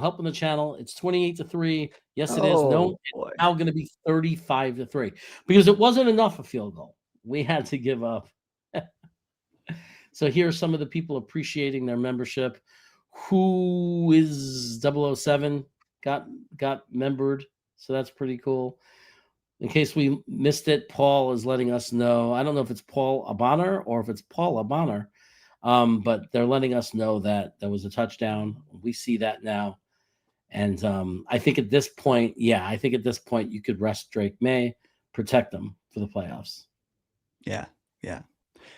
He's 17 of 19. Saying it too. The Steelers are historically dirty. I thought the Bengals, man, in the last few years have done some dirty things. Cleveland's done dirty things. Myles Garrett, man, he tried to kill a quarterback with a helmet. I mean, that's pretty messed up. Yeah, we don't do that stuff. You don't see those kind of things going on with us. I don't think we've intentionally been dirty. And I don't think our fan base has ever asked for us to be dirty. Right. Specifically not me. Lewis B. Super Jets fan says, I'm at the game, everyone screaming for AG to go. Well, that's not a surprise. So if you go to MetLife right now, there's a huge chant that AG needs to go. Lou, if you could hear me, what is the actual chant? Like, is there a clever rhyme? Like, what does it sound like? Is it just AG? Everyone's screaming for AG to go, AG to go. Fire Glenn, fire Glenn. Yeah, what is the cheer? What does it sound like? How many Jet fans are there? That's what I want to know too. How many Jet fans are there? I see. I'm looking, and I see empty seats all over the front. By the 40-yard line, in the front 20 rows, half of the seats are empty. That's ridiculous. Those are you know how expensive those seats are. Yeah. It's crazy. 35-3, guys. 35. It's not over. It's not even competitive, like in any sense of the word competitive. It's like a practice. I mean, it's really, really embarrassing. It's really, really bad. Like, this is really, really bad. Like, it's really bad. And I know shotgun. I've been leading the group in, we're not starting our starters. We're not doing this. We're not doing that. It's still really hard to defend this guy. I mean, this is really bad. Guys, it's 35-3 at the end of the first half. I mean, how bad do they have to be? I mean, like how do you keep? I give it to Glenn. How do you still get in front of the podium and talk to the media about not letting go of a rope? I mean, this is as bad as we've seen, and we've seen bad. In over 40 years, I've seen terrible teams. This is as bad as any team I've ever seen. Like, ever. I mean, this is as bad as the Gase, Codes height. Like, you could pick the year. This is as bad. This is terrible. Don't let go of the rope, Chaos. The only thing I want this off season is AG fired. Jonathan, we have to find other ways we could be happy, because I don't think he's going to be fired. Do you just see the mess that's on that field? Did he just take a sack? Yeah, by about 5 guys. Yeah, a guy named Pettis. I mean, they're just like, I mean, they could bring in their. I don't know if we could beat with our starting lineup their backups. If they benched all 22 starters and only let the other 35 players play, I think they New England called a timeout just to get the ball back and score again. Well, that's the kind of thing that makes me say, well, if your guy gets hurt, you're an asshole and you deserve it. Now, I'm not saying take a cheap shot. I'm saying if one of your players get hurt now, that's on you as a coach. If you're calling timeouts to get the ball back when you're up 35-3 going into the end of the half, like, then you get no sadness. Then it's just like, oh, your guy got hurt. Well, that's your fault. You hurt him, because that's disgusting. The only thing I want is AG fired. I love it. Anyway, I don't think he's going to be fired, so we're going to have a long off season. But there's going to be a lot of draft picks. Let me, Rich Sports Talk just put a good comment down there. I want to ask you your thoughts on his latest question or a point. He says, "Is this the lowest point since the Gase year?" I would say it was lower last season, in the beginning of last season when it started to fall apart. That's I mean, for me personally, that's the lowest I ever felt. Not as bad, not that we were a worse roster last year, but my low as a Jets fan was when me and O'Leary walked out of that freaking Denver game, like realizing that everything we had thought was going to happen wasn't going to happen. And speaking of O'Leary, ladies and gentlemen, Matt O'Leary, an Irishman. What's up, buddy? Oh, this is pathetic, isn't it, boys? It's really, really getting harder and harder and harder to defend, even with backup players, even with the fact that we're tanking. It's still, to be this bad is getting hard to defend. The optics are terrible, Matt. Yeah, I mean, it's 35-3 at the half. Like, I predicted 42-10, and that feels generous right now. Yeah. Excuse me. Nah, it's terrible. Man, I don't even know what to say, because they were gashing us in the run game. Then they gashed us in the pass game. Literally every play. Their yards per play has to be like 15. It's unbelievable. 5 drives, 5 touchdowns. Drake May has 4 passing touchdowns. They're running it at will. I mean, I understand, like, I had zero expectation that they were going to win this game. I don't want to get it, misconstrued in any way here, but this is this is just a complete lack of effort that is embarrassing. Yeah. So you don't think it's just talent? Not today, right? I mean, talent, that's certainly part of it. I don't think Jordan Clark or Dean Clark should be on an NFL roster. I think both of them are pretty bad. I always mix up on like which one's which here, between number 33 and 35. But, I understand that there is obviously a huge talent discrepancy between these two teams. One of them, has a chance to be fighting for the 1 seed. And the other, they're putting out a practice squad roster. And like I said, I thought this was going to be a blowout, but they've sunk into new lows. And when I hopped on here behind the scenes, I heard Jeremy was talking about the lowest he felt was last year, and I agree because I think the expectation was obviously higher last year, but this is just sad, right? Like they've shown you nothing over the last now 4 weeks, and it just feels like they're running out the clock on the season.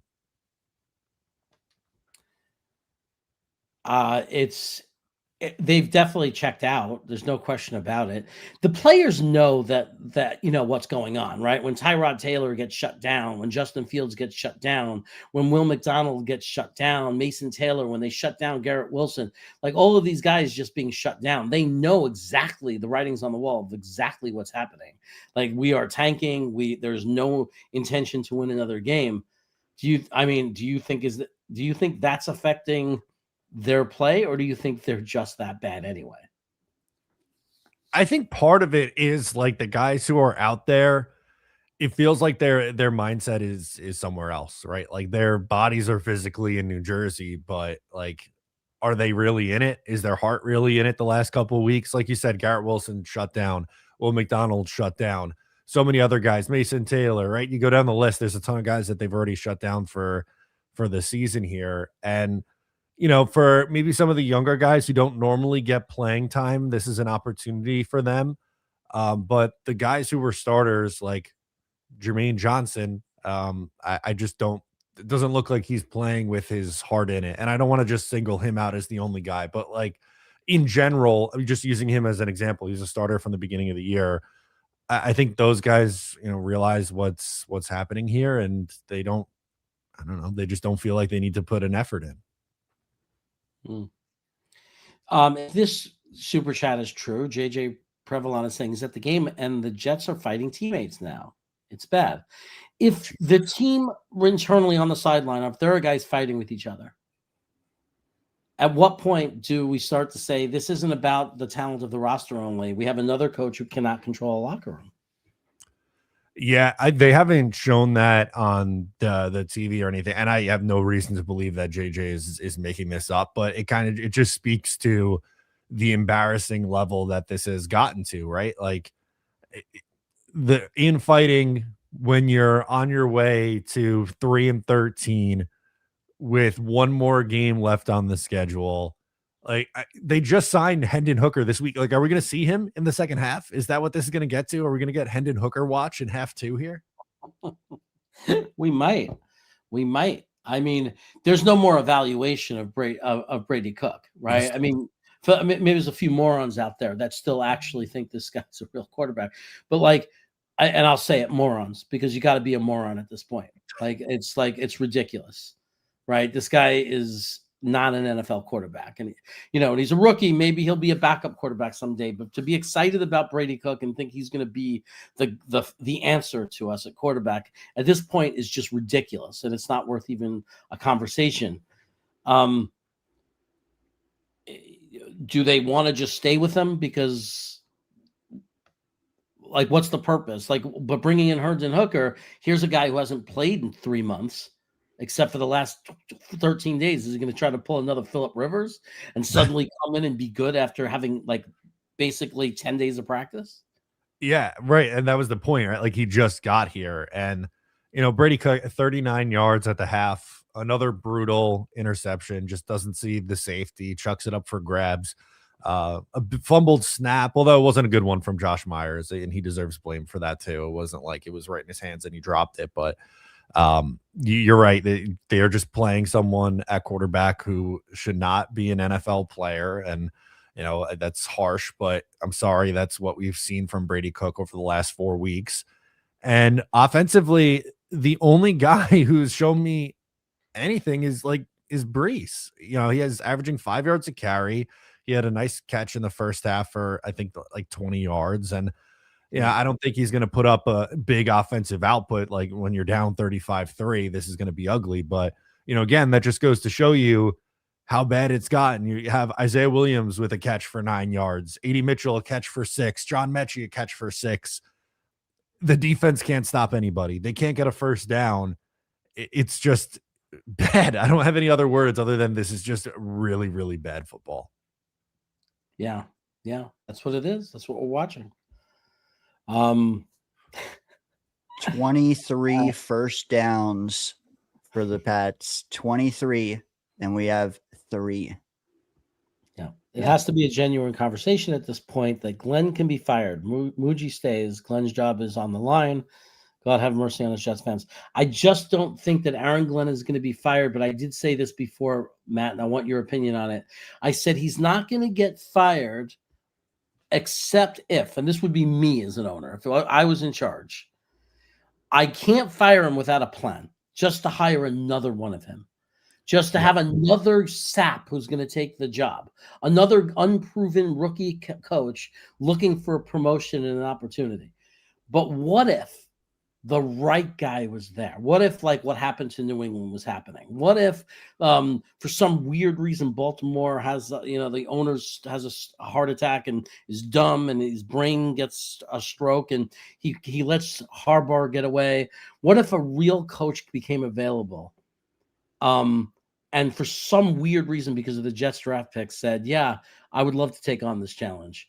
In that situation, could you see it happening that AG would be one and done? I mean, yes, but I put that at a very low percentage of someone actually wanting to come here. But like, if you laid it out, if John Harbaugh got fired, or Mike Tomlin, not that I think he would, but just using that as the example, right? Like a guy of that caliber, and it's known privately, maybe their agent, leaks into Woody Johnson, like, hey, if this job was available, like he would absolutely want to come here. Like you said, though, you don't just fire him and be like, yeah, I hope we can get John Harbaugh. And then he's like, yeah, LOL, I'm not taking an interview. You get to hire insert random first time head coach here. Like, that doesn't make sense. That's just another lateral step. So I'm still putting it at like a 1% chance that Aaron Glenn actually gets fired at the end of the year. Right. I just don't see it happening, I mean, because why would any coach worth his salt who has a proven reputation even want to come here? At Hexen, or capital H, lowercase e, capital X, lowercase n, says, and I believe this is sarcasm, Matt, just in case you don't know. What gave it away? Pats only have 344 yards in the first half. The Jets defense are doing their job. I'm so proud of what AG has built here in less than a season. It's not good. This is what I mean. And I understand after they traded Sauce Gardner and Quinnen Williams, like the expectation was that they weren't going to win very many games this year. And they're very likely to finish with 3 wins on the season. But my God, has it gotten off the rails at the end. And it seems so long ago, that 7-game stretch where they were 3-4 and playing a lot of, tight games and were in these games and looked like they were improving in some areas. It is, they just ripped the Band-Aid off, and it has been pretty much downright embarrassing for the last month. Yeah. It's this has been bad. Swamp Ranger comes in. By the way, thanks for the super chat at Hexen. Swamp Ranger comes in. He said, AG hired Mooj. If Glenn goes, why would Muji stay? They came together. Neither hired the other, right? And I think Muji's done a fine. I have nothing against Muji yet. I'm not building a statue for him, but I have nothing against Muji. Do you, Matt? No, not at all. And I think they work in tandem to me. Like anything roster wise, I think you have to give equal credit or blame to Aaron Glenn, and Darren Muji. So if you like the trades that they've made and some of the decisions since like August on, when they traded for Harrison Phillips and Briggs and all those guys in the in-season trades, like I don't think this is a scenario where you're like, yeah, Muji can stay, but Glenn goes. They're a tandem to me. It's hand-in-hand relationship. Mm. Yeah. Interesting. You don't think Muji will ever get a chance to handpick his own guy? Let's say he slaughters the picks, but we're still underachieving next year. Could you foresee that them ever separating, or it's just their regime? That's an interesting point, and maybe it gets to that level, but from how the opening press conference was, it very much so seemed like this is Aaron Glenn's team, and it's Aaron Glenn and Muji together on the personnel, and that Glenn would have a lot of say in the personnel. So I guess like I'm not, never say never on any one of these things. And like, obviously things can change over time. And if the coaching just doesn't improve, then maybe it's a different story. Right. But I do think that a lot of the draft and roster decisions are in tandem. But I wonder if it ever gets to a point where Woody Johnson favors Muji over Glenn. I would find that kind of hard to believe. I think Glenn has Woody's ear just based on him being allowed to sign Sauce Gardner and then trade him 8 weeks later. But obviously a lot of losing can change things. Bino says you're assuming Woody operates like a normal owner. He doesn't. So Muji 100% could be kept. He's not a normal owner, and this is a completely fair point. Again, just going off of the last thing I said, I think is the key point. To me, it seems like Glenn has Woody's ear. That could obviously change, though. Woody is very rational and makes reactionary decisions. So fair for Bino to point this out, because that's absolutely true. One thing that, Woody, if Woody's embarrassed in any way, you're right. He's reactional. You never know what he's going to do. I just think it would be sad if Aaron Glenn is a terrible coach and Muji gets fired because of it too. They're both gone and Muji goes somewhere else and builds a great team somewhere, because I've liked some of the things he's done. So we got Kickoff here. I don't know how long you could stay, Matt, but I think this is it, brothers. I don't know how you guys are going to do this for the second half, but I might try to catch some Z's here before doing the post game on the couch, because this has been a rough one, fellas. Yeah, Matt, thanks for coming by. Thanks for joining, and you're the man. You're the best, and I can't wait to get back on Wednesdays with you at 3:00. Absolutely. I'll catch you boys later. All right, take care. Let's go Browns. So Lou B, Super Jets fan, who's at the game, says, Matt, could Woody change his mind on AJ after this? Well, I think Matt just kind of answered that question. He's a reactionary owner, as we watch a sack and a fumble. It's just like his team is such a joke. I think that Matt said it best when he said Woody is reactionary, so you never know exactly what he's going to do and what he's capable of. But he's pretty much capable of anything. You know what I mean? So you're never safe with an owner like Woody Johnson. 1189 Paris, where you been? He comes in and he says Woody Johnson is stupid and would keep Muji to hire a head coach and then fire him after the NFL draft. Jeremy, talk like the emperor, please. I might have to. The way this game is. Look at that, man. Look, he's so bad. Yeah. I mean, it's like this is a joke. It's so bad. The talent is so bad. They can't complete simple passes. It's like they don't know. It's like taking a bunch of guys, no offense to Australia, from Australia, and saying, we're going to teach you all how to play football. And you get a bunch of these Australians, and you start teaching them how to play football. And, they're just kind of tossing the ball around. And like they're dropping it and stuff, and they're trying to kick it. I mean, that's what we're watching. This is a joke. This is a joke. I don't know. You guys were kind of doubting Hooker's ability to come into 3rd and 10, throw it in front of the sticks. Again. Yeah. They're terrible. I think it's about Hooker time. Let me just say that. I don't care how long he's been on the team, man. You see guys do it all the time. You saw Baker Mayfield, come in 3 days, boom, was able to play. How many plays do we have left in this game? 15? I think Hooker knows 15 plays. What's the point of Cook anymore? So Green Bean, people are still asking. Green Bean's dealing with some personal shit. He will be back, and when he's back, I'm sure he'll tell everybody all about it. I think they faked the punt. Oh, we did. Yeah, we got it. And got the first down. Look at that wind up by McIntyre, man. He's our best player. So Green Bean will be back. He's dealing with some personal stuff. That's why it's important to support the channel now. This is the best time to support the channel. Best time to do super chats.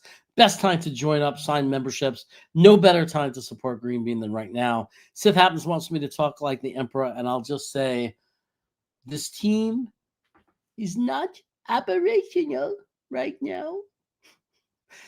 And it will not be operational when your friends arrive. Okay, now you know we're desperate when I'm doing that. Oh, Brees Hall with a running play, and is he almost at 1,000 yards? Like he's getting close, right? That was like a 16-yard game. He needs 16 still, so after that, it's probably under 10. Look at our punter, man. Like did a fake little. He's better than Cook. He should have made a Pro Bowl. He's better than Cook. That was the best pass I've seen today from us. See, they aren't the only one who can have a perfect passer on the day. Yeah, look at that. Come on, Brees. Let's get 1,000 yards. Let's something positive from this year. Oh boy. Oh boy, that's a terrible. Oh boy, wrong way. 2nd and 3, 3rd and 5. Same old Jets. By the way, if I could say one thing to Aaron Glenn, I'd say, Aaron Glenn, listen to me right now. I don't know if you're going to turn this around. I don't know what's going to happen in the future. But how dare you claim anything else than this is not this? This is the same old Jets. Look at that score. Look at the way we're playing. Look at this season. Do not tell me that this is not the same old Jets. It's the same old Jets. They suck. So don't tell me it's not the same old Jets. I just have to let that out of my system. Telling us that it's not the same old Jets like we're stupid. Don't let go of the rope. Please tell me in any way, shape, or form how this is not the same old Jets.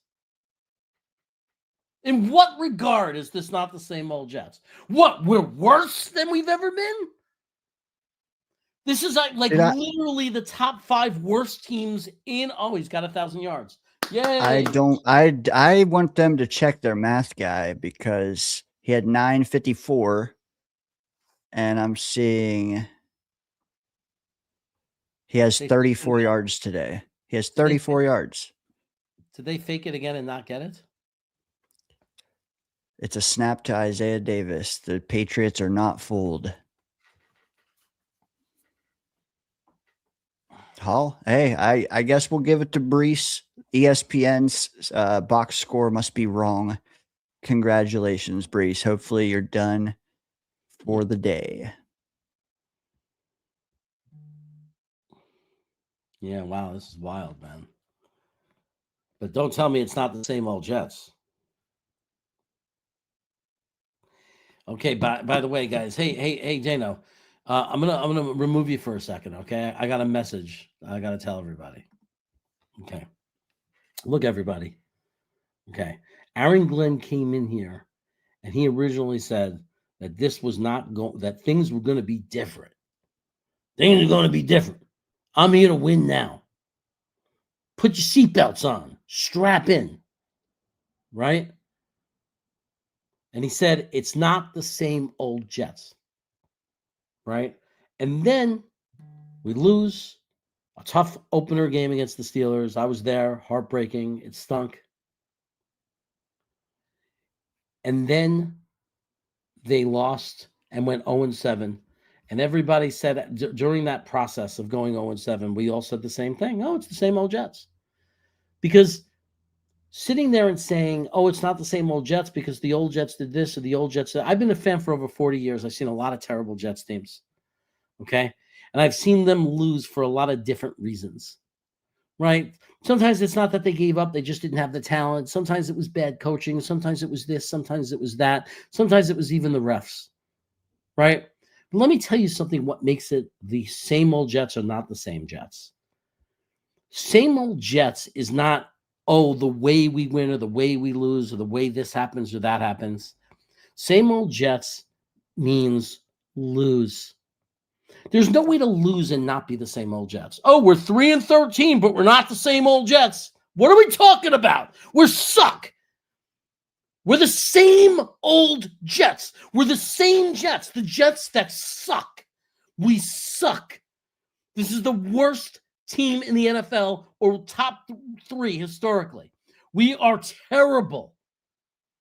No team has been without a playoff game as long as we have. 15 years. This team sucks. Okay? We're 3-12. We are crap. That is the definition of the same old Jets. You know when we won't be the same old Jets? We won't be the same old Jets when we're not losing every week. Otherwise, you're the same.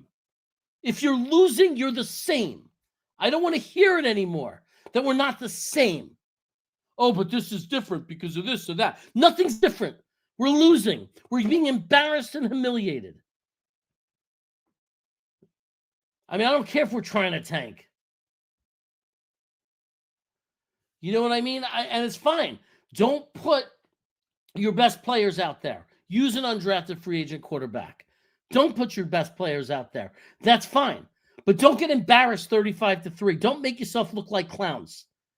At least the guys you put out there should play and not look ridiculous.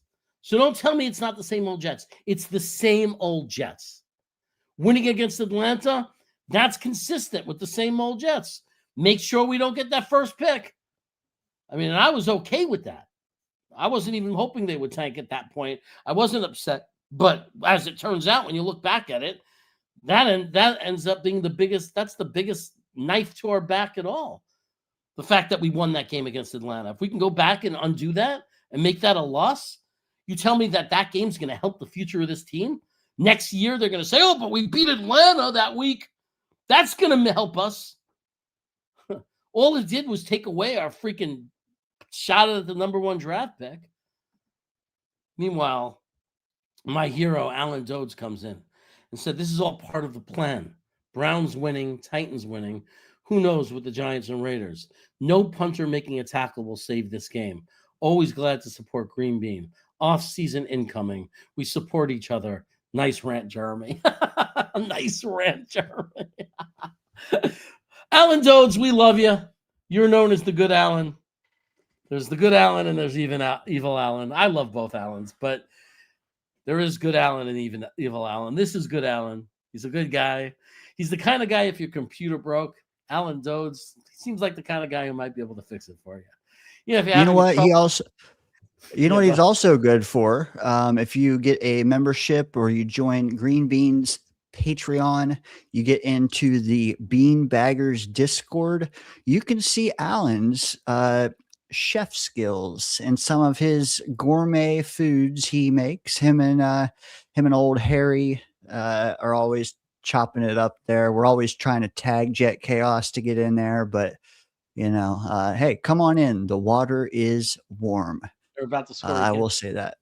They're about to score. Big super chat. We had a $100 one last week. Another 51 from here from Alan. Man, I don't know. Would you call it a big dick super chat, Jeremy? It's a big dick super chat, and it comes at the best possible time. This is when Green Bean needs the love the most. So thank you, Alan. And again, I want to get back to what I was saying because I was on a little bit of a roll here.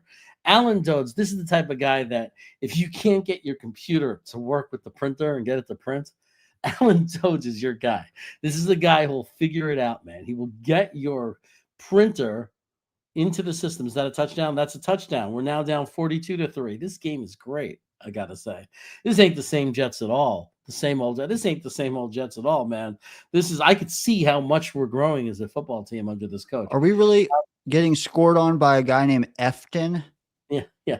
They're just using they're gonna literally go. They're flying people in from Boston right now who never got to play football and who got cut by their high school team and saying, hey, we're gonna pad you up and let you play and see what it's like to get. It's called the NFL experience in Boston. You get to play against the Jets and you get to score touchdowns and you get to do all these things. But anyway, Alan will get that printer working for you. Okay, so don't worry about it. If you're having trouble with the ribbon needs to be replaced, if there's some code, like you're trying to write a computer program and you can't figure out what the error in the code is, you call Alan Dodds. That's the kind of guy we're talking about. Very friendly, very helpful guy. He's a good guy. Thank you, Alan. Okay. We are getting crushed right now. Really, this team is a joke, man. Touchdown for some touchdown from some new guy. Like it's just some guy. I mean, this is where you come.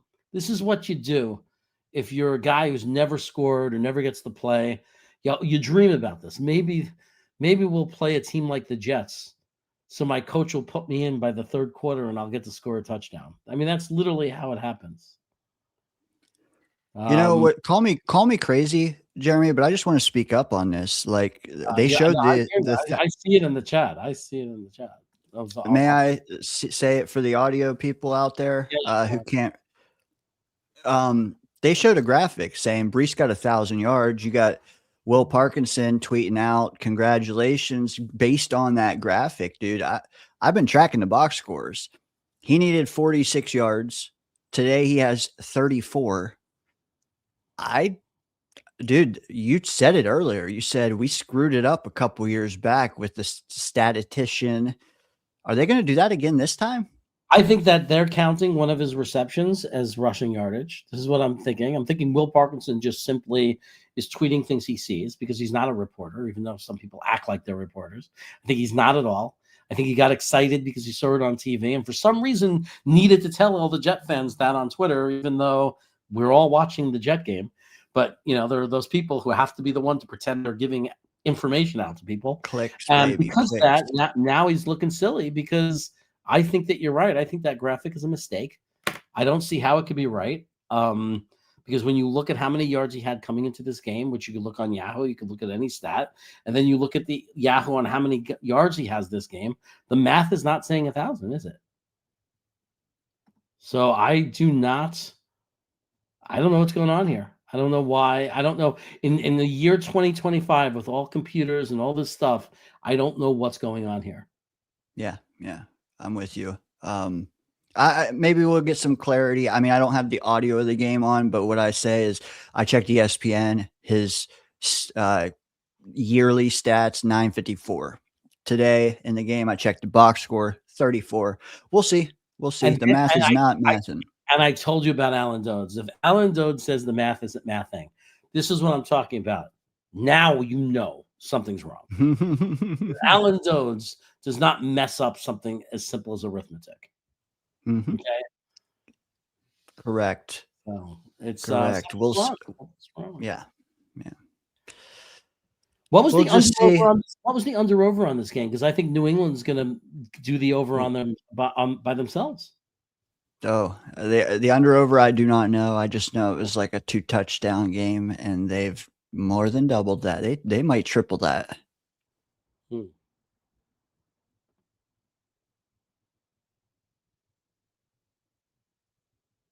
Wow, this is wild. So we have the ball, though. That's the good news. We're at the 28-yard line. Brady Cook is just sitting there. I mean, he's just sitting. I mean, it's just took the sack. I mean, there's a flag, a late flag, which tells me possibly face masking or something weird like that. But he just backs up. He backs up and he's just like this until he gets tackled. I mean, and that he has 3 moves. One, he drops back and it's like he's watching tennis. Ping pong. The other move, he's got 2 other moves. One, check down. You need 8 yards. I'm going to get you 6. The third move, though, is sailing balls over guys' heads into the ground or the safety's outstretched arms. Those are the 3 ingredients for the cook. Well, anyway, we got a first down because of a penalty.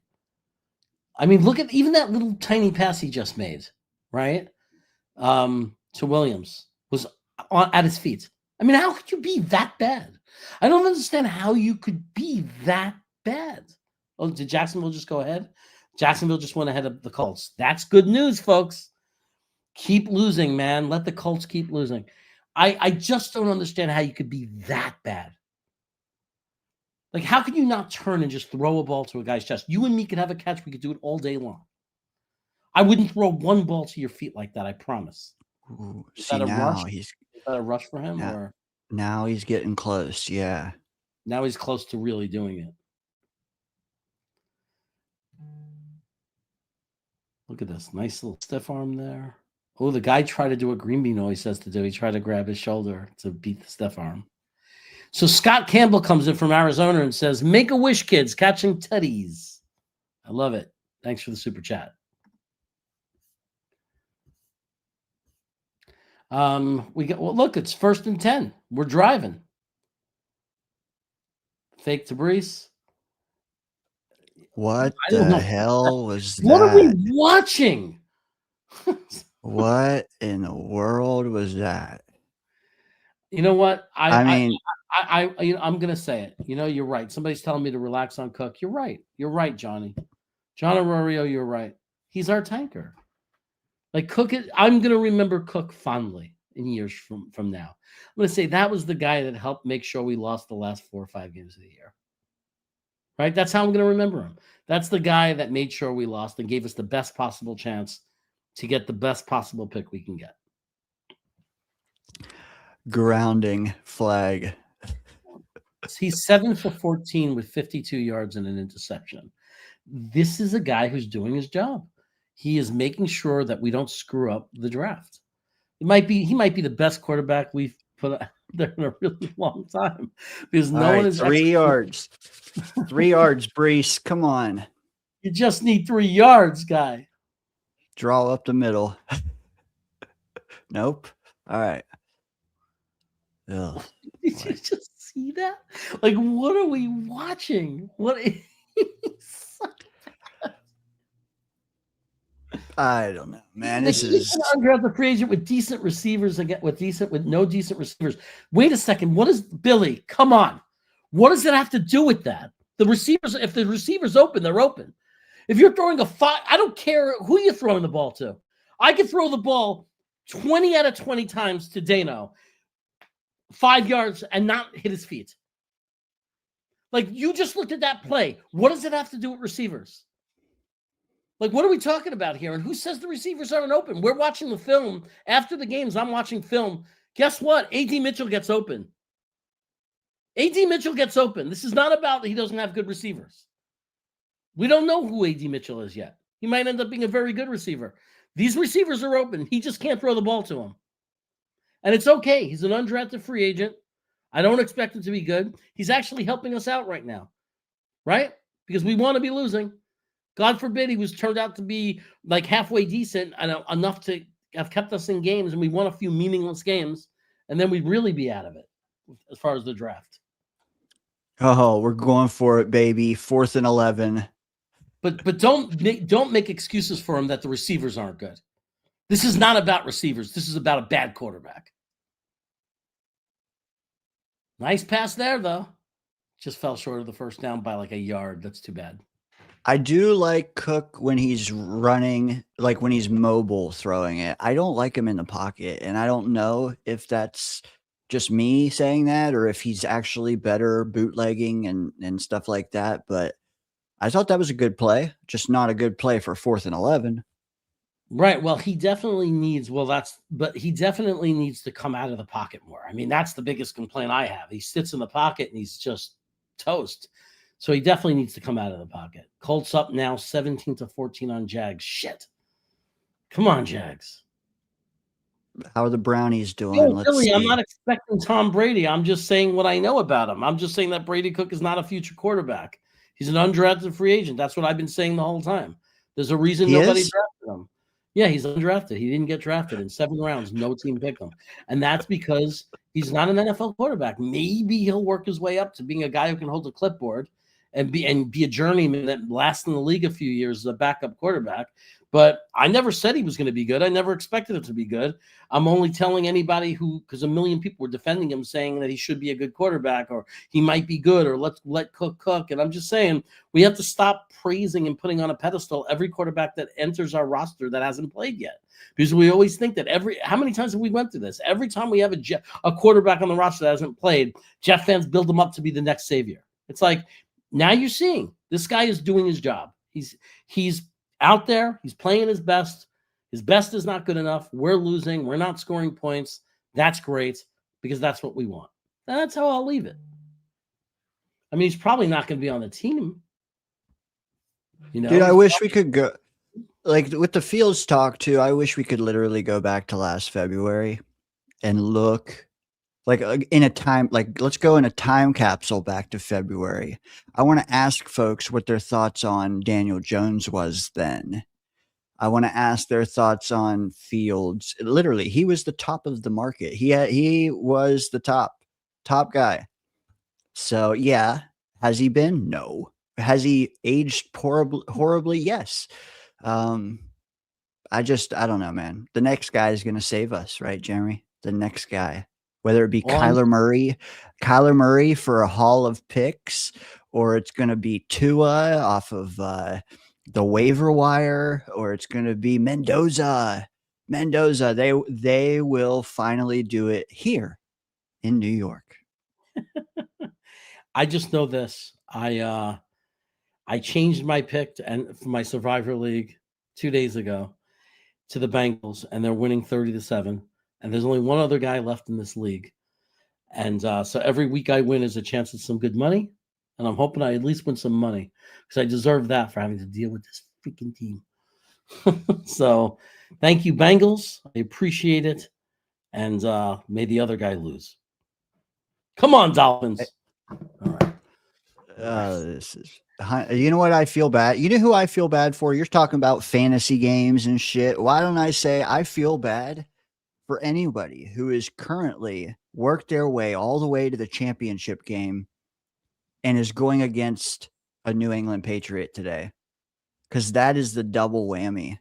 Yeah, they're killing us on screen, and then they're killing y'all in fantasy. I hope that's no one in here, but if it is, I'm sorry.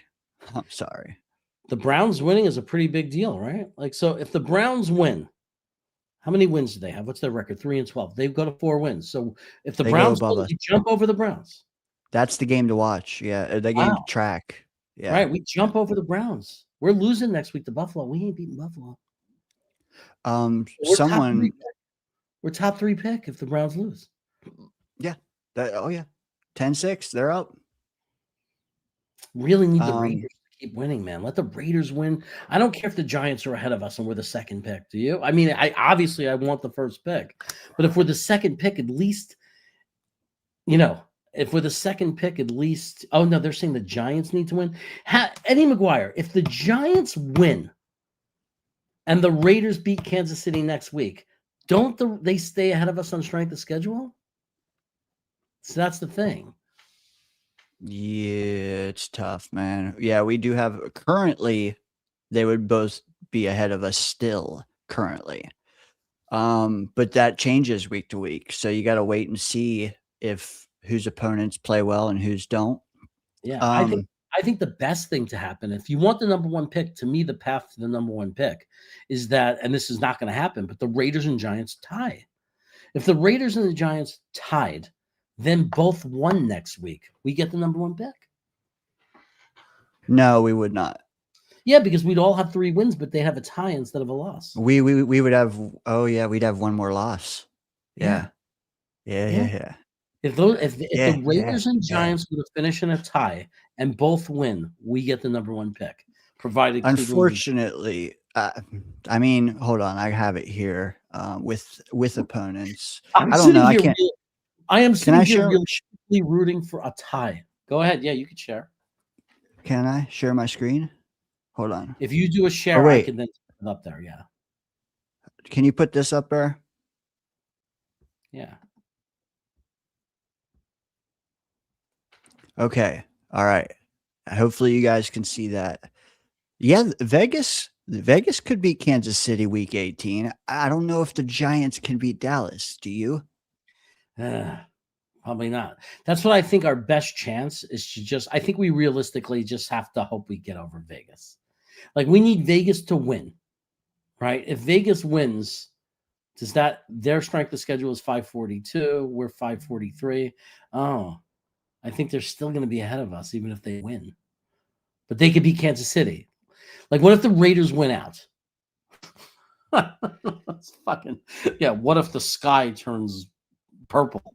But like, what if the Raiders went out? Then it would happen, right? Then we could at least pass them because the Giants. That's why the rooting guides say Jet fans need to root for Browns and Raiders today, not Giants. They're saying just let the Giants have that first pick. You're not getting there, Jet fans. If you want to root for pipe dreams, it's your prerogative. I mean, as a Jet fan, aren't we kind of all rooting for a pipe dream? But with this one, let's just take the win. Let's get Cleveland to win a game. Let's get the Raiders to maybe, win 2. But if the game was to slip, because you need the Raiders to lose to beat Kansas City either way, right? So if the Giant Raider game went into overtime, would you be rooting for a tie? I would. Like, holy crap. Just because it's the same thing. The Raiders have to beat Kansas City. That doesn't change. But if it's a tie, suddenly a Giants win over Dallas, we suddenly we have a chance at the number 1 pick. And it doesn't change anything. Because we need the Raiders to win against Kansas City either way. So in my mind, I mean, hoping for a tie is pretty stupid. I mean, it happens how many times? I mean, how many ties have been? But they're so bad, you can almost imagine it being a tie, like 3-3 or 6-6. Like you can almost imagine it happening. I don't know, but I think that we can get into the top 3. And if we're the 3rd pick overall, I don't know what, if we were going to trade up to the 1st pick, I like if it's not the Raiders, if it's the Giants, I don't know what the trade value is for that to go up from 3 to 1. Like, I don't know how bad it would be, how much it would cost us. And I don't even know. Well, a lot of times too, it's, are we bidding against anyone? If number 2 wants to, yeah, well, if I don't know, does someone below us one up? I don't know, man. Cleveland has 2 firsts. They have a bevy of picks as well. Cleveland might not want a quarterback. They might actually want to give Shedeur Sanders a chance. They may. I would just like to say that the price is less. The price will be. Oh, we missed it. You missed it. Oh, we're gonna win. The winds have changed. Come back, baby. The price will be less, Jeremy, if Ty Simpson balls out, if Dante Moore comes out. We need that. We need there to be 3 quarterbacks because then the price isn't so demanding to be in the top spot. You know what I mean? Right. No. And not only that, we don't know who likes who. We might like Dante Moore better after the playoff. We might like Dante Moore. The Raiders might like Dante Moore. We already do. Oh. Yeah. I mean, like we've already been watching Dante Moore. Our guys go to the games to scout him. We don't know who they like. And we definitely don't know who the Raiders like. We don't know if the Raiders like Moore. We don't like, I don't know where Simpson fits in. But like we still have the playoff to play out. There's still more of college football to go. There's the combines. There's a million more things that have to happen here, right? Until there's so much time left. We don't know what's going to happen. I agree with Paris on this. Like I really don't want to have to trade up. I don't think we should give away assets. Like I think what did Paris say? What did he say? He's saying he may not be the answer at quarterback. I don't want the Jets to trade up. The Jets need as many good players as possible. And it's hard to argue that. We're so bad. So to sit there and have to trade all these draft assets, okay, then we get the quarterback we want, which still might be a bust because in quarterback we see, half the quarterbacks bust every time. Was that Brees? 1,000. All right, there you go. Brees Hall. So there's lots of complications in that, right? Like, people say, oh, we got so much draft capital, we could just trade up. No, we can't. We need talent. This team is so bad. Like we need so many players. How do we give away draft picks? If anything, we should trade down for a haul of picks and get more picks. I don't know. But then, it's so hard to know what to do. There's Brees again. Oh, he got a positive yard or two out of it. So he's definitely over 1,000 by now, right? He is, assuming he doesn't lose 6 on another play or something. Right. Yeah, man. You said we're bad. We're really bad. I think we are expansion level team bad. It's pretty bad. It's hard it's hard for me to argue that. It's hard for me to argue that. In what ways are we different than an expansion team when you think about it? Like, we have some players, right? We have Garrett Wilson. There's some players. It's not a lot, though.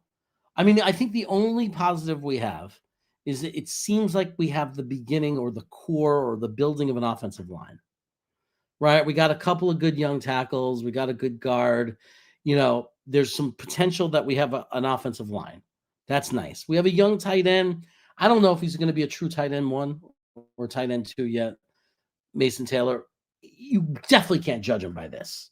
With this team. It's impossible to evaluate him. Overall, I'm kind of okay with him so far. I like what I've seen from Mason Taylor, right? So there's that. We got a young, we got Brees Hall. I don't know if he's coming back or not, but we Isaiah Davis seems fine. I don't worry too much about running back. It's pretty easy to get one. You don't have to use a tremendous asset to get a running back, right? We have a couple of wide receivers in the room. We're trying to figure out if any of them make sense, right? But so we definitely need help in the wide receiver room, right? And then on defense, we have a million holes. We have a million holes. Like, we're starting over on defense pretty much. We got maybe 3 guys. Right, maybe 3 guys. What's our defense look like in the future? How many of these guys are here?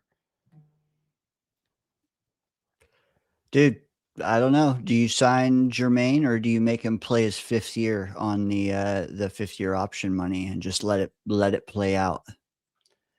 I mean, I think you might have to let it play out, just because what are you going to do? Like, we literally don't have anyone to play edge. Like, we have nothing. Can his value, I think the intrigue to signing him this spring is that you can hopefully get him for cheaper. I mean, he hasn't balled out. These edges have gone months without sacks at some points of this year. If you could get him locked into like a 3-year, 29 million or something, maybe I do it, but otherwise you let it play out. I guess you have to let it play out. I mean, because just because it's a position of need doesn't mean you overpay him. That's, which is a good point. Like, you don't create another problem. You don't say, oh, we don't have any edges, so let's overpay JJ and be stuck overpaying an edge. That doesn't solve anything. It's just that. But I think the point we're making is, like, we don't, as much draft capital we have, it's not enough to fix our problems. So now you're going to trade it all to get a quarterback. You're going to trade a big portion of it. Okay, now let's say you get the quarterback, and let's say he actually hits. Let's say you get the good quarterback. If he hits, I don't care, because then no matter what you traded, if you get the guy, if you get like a franchise quarterback, you get a franchise quarterback. But we don't know it's going to be a franchise quarterback. Nobody knows, because there's no such thing. Like, we don't know. It's just an impossible position to know. It's a gamble. It's like, there's just no way to know if the quarterback's going to be a good NFL quarterback. If he is, great. But we still have a problem. We have to put a roster around that quarterback that can win before we have to pay him. There's like this window. You get a quarterback, you have 4 years, 5 years of reasonable quarterback salary, right? And you have to be able to build a roster within that time frame. Otherwise, you have I have to pay my quarterback $60 million. Now I have no money issue. Look at this. Look at this. Was that a run? Is that Brees running? Because that means he shattered 1,000 yards if that was a running play. There's no way he hit a run for a home run. That would be the first time in like 2 years. I think that was a No running. way. No way. That was a running Up play. the middle. Up the middle. What? Who is that That's guy? the old Brees Hall. That's the Brees Hall I love. Brees Hall. That's Brees Hall Touchdown. pre-injury. Well, I Home guess we can run. officially. I think that we don't have to worry about the fact that whether or not he got 1,000 yards. I think he's working his way Who is towards that guy? 1,100 yards. Who is that guy? He has Up 112 the yards middle. rushing. 112 yards rushing today. He has a chance. Maybe. Oh wow, that was great. That makes it a little less embarrassing. Not, Dude, I just no. It means something. It does. I haven't seen him hit. Dude, all last year he had one carry over 30 yards. One. And it was not a touchdown. This is the longest run he's had in almost 2 calendar years, maybe longer. yeah. You know what? For that, you know what I mean. Not that I'm celebrating for Brees Hall. I do this. I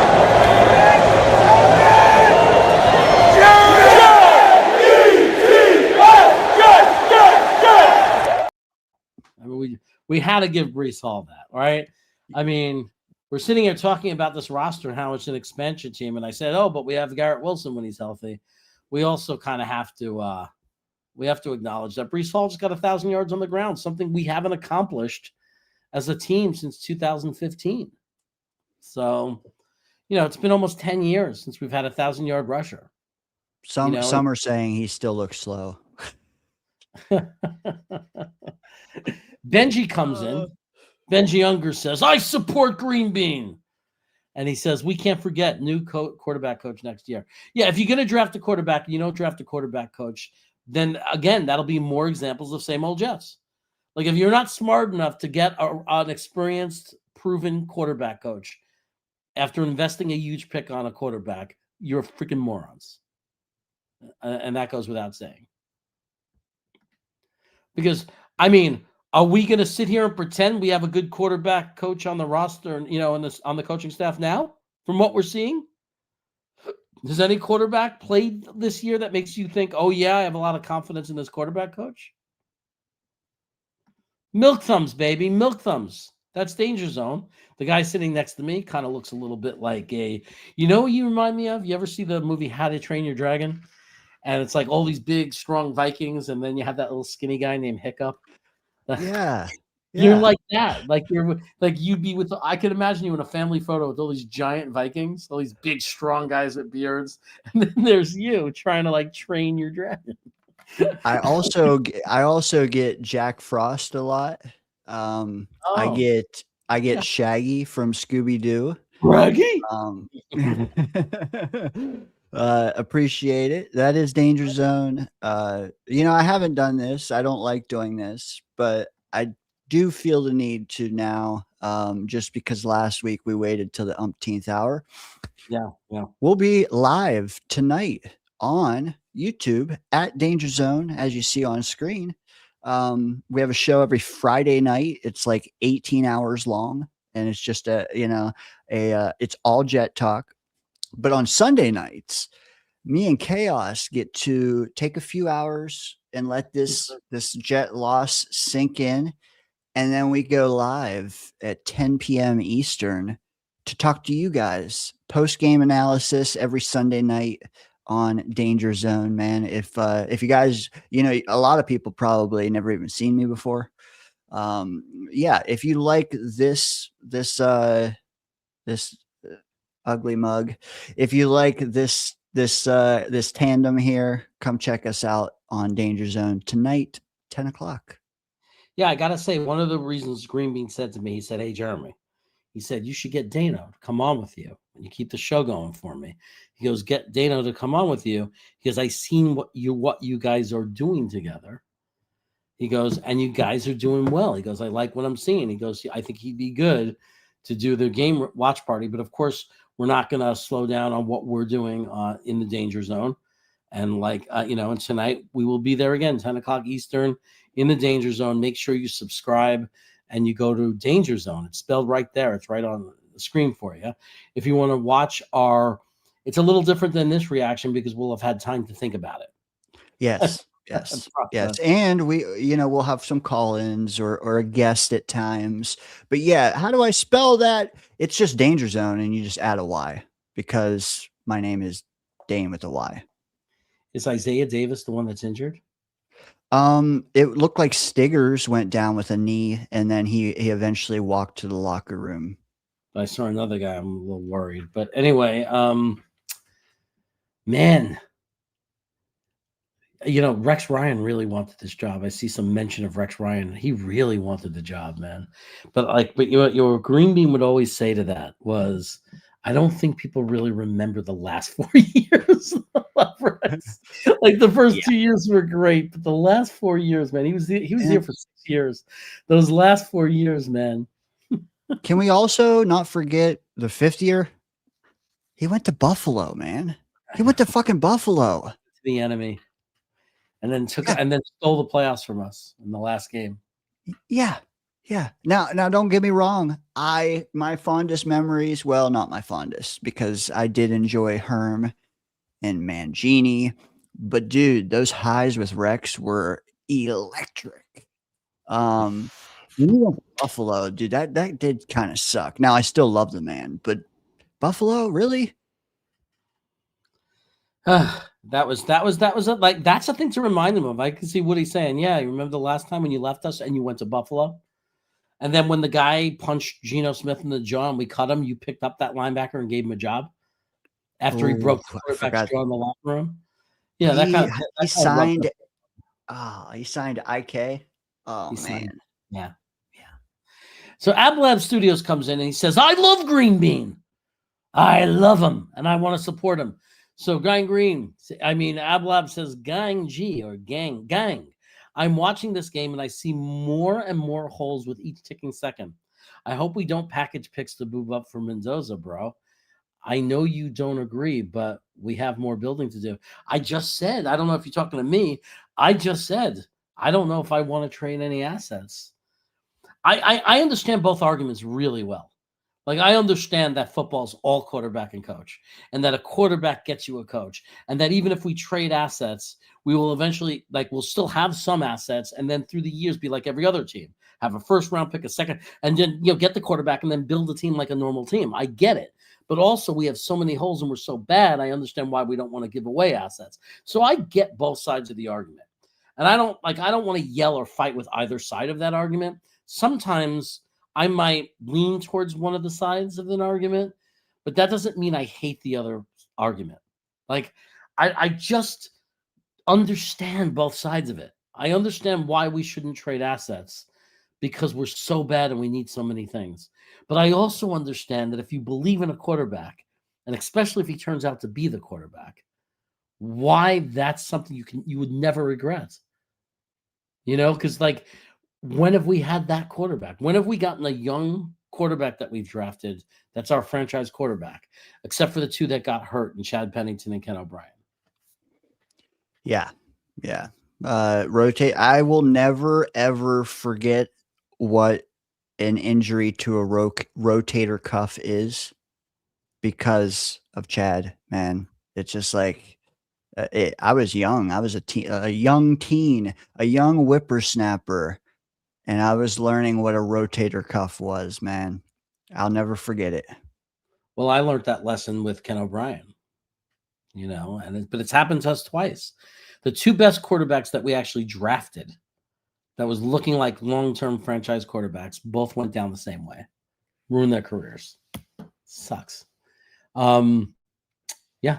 I mean, there's nothing, and I know a lot of people, I hate it when people, not that I have anything against them, but let's make this very clear. Mark Sanchez did a very good job his rookie and sophomore year in following directions, not turning the ball over, very coachable.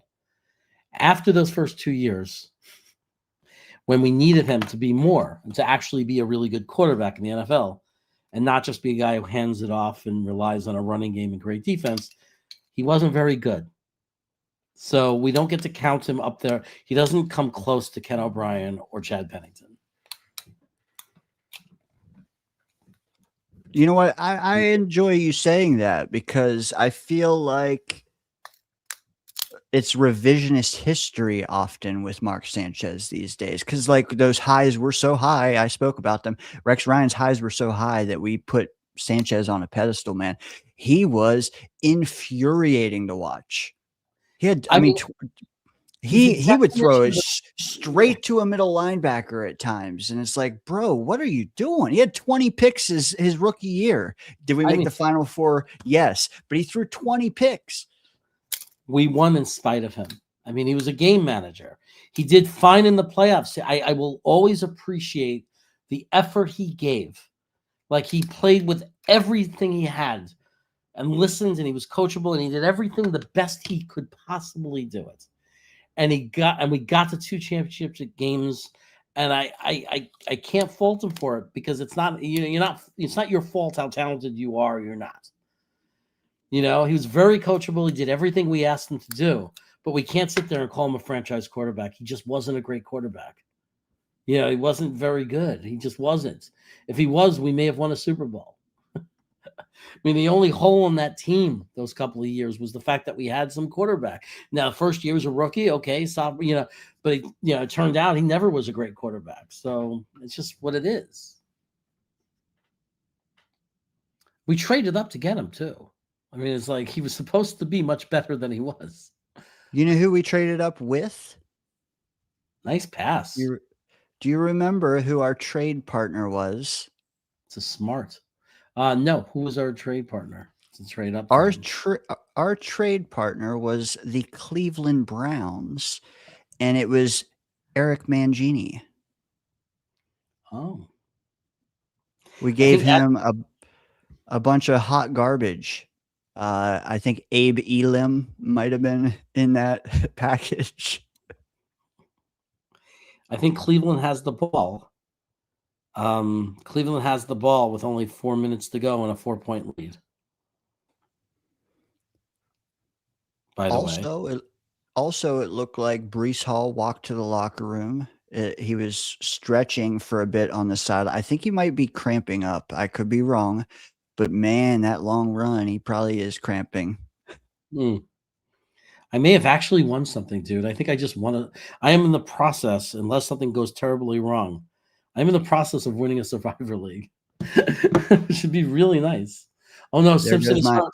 Oh, there's your take. There's your take. You made it to week 17, bro. Jinxed me. No. You jinxed me. No. Simpson is hurt. No.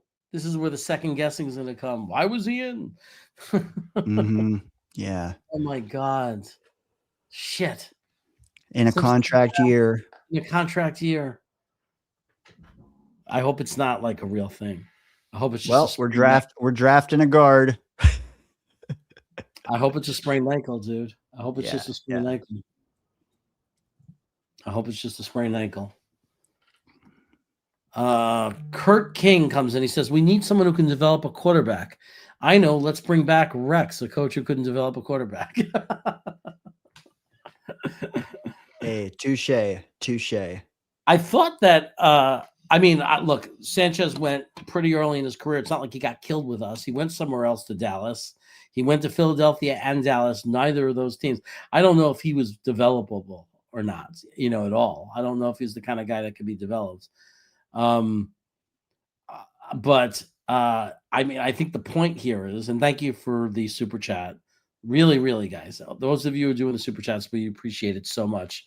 I care about these super chats more for Green Bean than like when I was on my channel when I get them. Like, these mean more to me for Green Bean, because you all know he's a very special friend of mine. So that, like, when you're supporting him like this, it's like I feel it right in my heart. We need someone who can develop a quarterback. I mean, like, with Rex jokes aside, or the Rex Ryan reference, it doesn't even matter. It's like the reality is that is part of it. If we're going to draft a quarterback in this draft cycle, we absolutely have to make every effort to get the right guy.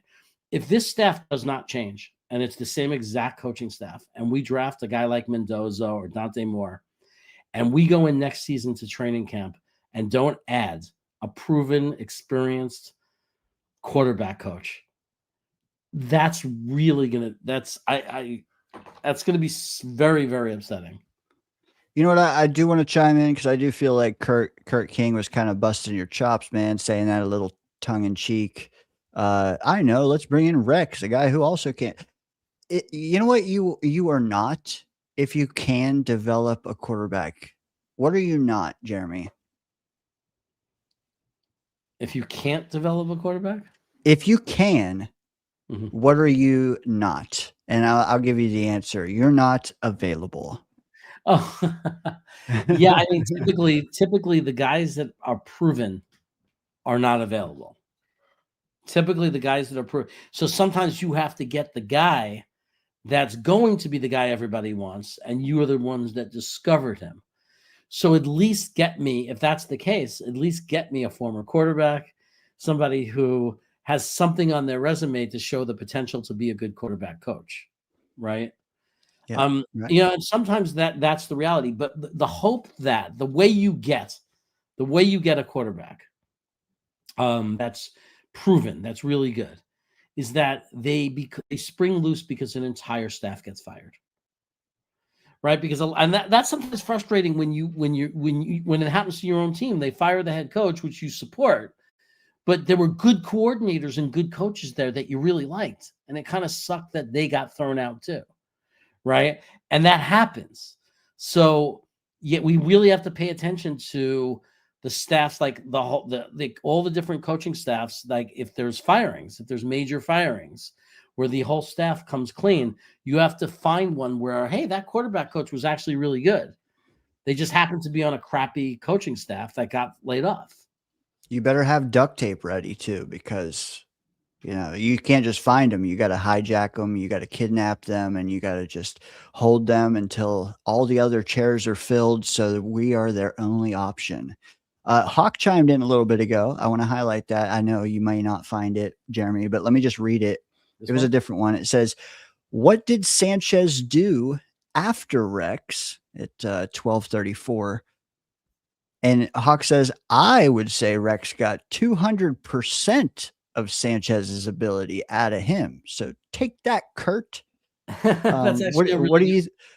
Yeah, it's a pretty good point. It's a pretty good point because, I mean, it was partly the system. He put him in the right situation. He put him in. He got the most you could get out of Sanchez, right? He basically said, hand the ball off like crazy. The few times you have to throw, like at least when it got to the playoffs, he stopped throwing picks, right? He didn't totally suck up the playoffs, but like manage the game, just keep us in the game. I think it went wrong for Mark Sanchez when he tried to be a regular quarterback that wasn't on a team that had the number one defense and the number one running game. Oh, look at this big play from us again. Leguano. But I mean, I don't think they did anything wrong. I think, well, wasn't it Schottenheimer was the offensive coordinator? I mean, I'm not gonna wave the flag for Brian Schottenheimer, but I don't think he was a terrible offensive coordinator. Hey, he was better than Sperano was.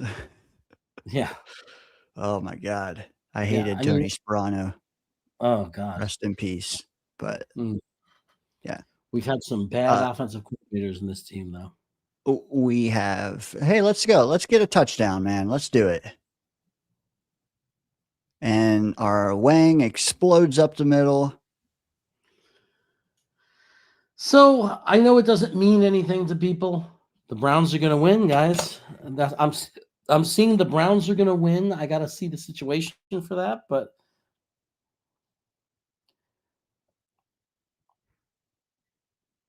their 4th and 10 incomplete pass. Aaron Rodgers threw an incomplete pass on 4th and 10.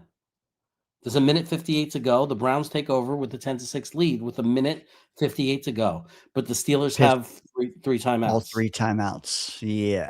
So don't go. Get a first down. Get a first down. They need to get a first down. Or, I mean, they need a touchdown, the Steelers. And Rodgers has been terrible, man. He's 17 for 31, 54% pass rate, only 110 yards, 3.5 per attempt, sacked twice, 62 quarterback rating. You know what I deserve as a Jet fan? Because there was a Steeler fan in here before laughing at us saying we can't use Rodgers as an excuse anymore. I hope that guy is like thinking about the karma from coming in. Well, how's your quarterback doing now? It's like, all right, 3rd and goal, Jets. We got Wang Wu again, 3 in a row. Stop. Making no attempt to score. But you know what I want to, dude? Not only do I want the Browns to win and the Jets to go up to the 3 spot, that's paramount. But what I also want, and I feel like we all deserve, is week 18, Aaron Rodgers, Lamar Jackson, one gets in, one is eliminated. The only way we get that is if Cleveland holds on and wins this game. Yeah, I'm also very happy about Miami, because they are winning, and I don't know what happens if Miami ends up tying the Colts in record with strength of schedule. I can tell you. Because is it possible Miami could actually pass the Colts, where our pick could go up in front of Miami's? Our Colts pick. Miami and who? The Colts. Oh, okay. So let's assume Miami finishes out at 8-9.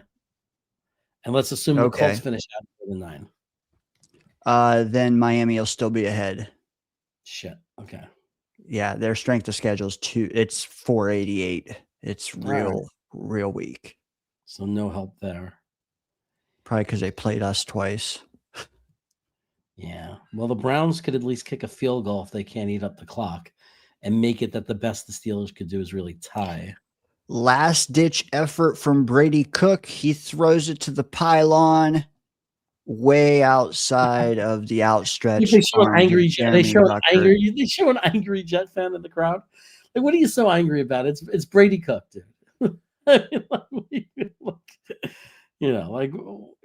Come on. So Shuck is 21 of 24, 87%, 310 yards, 2 touchdowns. That's the Saints quarterback. Wow.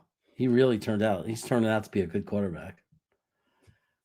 Charlie Ward is 4 for 24, 2 touchdowns, though. Not a bad game for him. You know what? Call me crazy. I haven't been reading the chat. I don't know if you have been, but if we get a stop here, I think we ought to see Hooker the last series. Yeah. Do you disagree? I don't see why not. Yeah. Charlie Ward, you mean Cam Ward? Of course I mean Cam Ward. I don't get first names correct. Where have you been? Charlie Ward paid for the Knicks. That's probably why. That you see, I love it when people explain where it came from in my head. I love when people explain it like in my head. Where did it come from? Why would I say Charlie instead of Cam? Because I'm a Knicks fan, and they had a player named Charlie Ward. I know, that's funny, right? That they show a Jets fan. He was angry in the crowd. Like they were rooting. They were rooting for the moral victory of one more touchdown drive. Hey, man, you guys who were in attendance today, you got one thing you can take with you, and that is the longest Breece Hall touchdown run in like 700 days. I love it. Take it.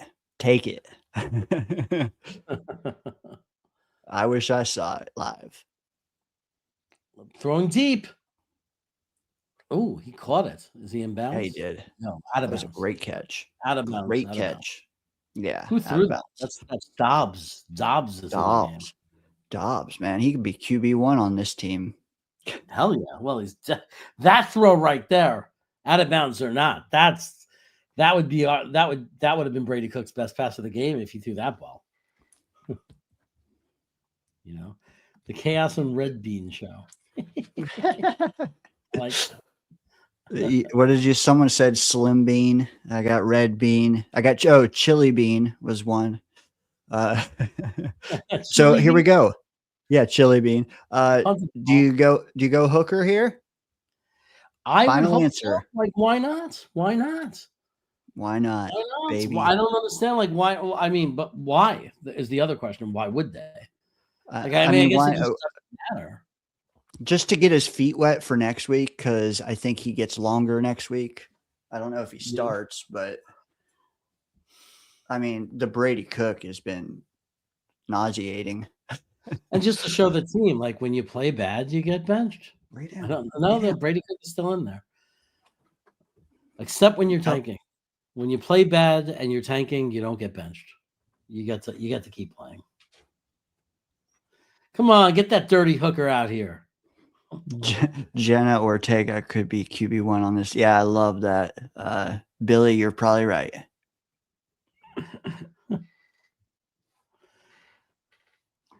I mean, can we get a hooker out here? We need a happy ending.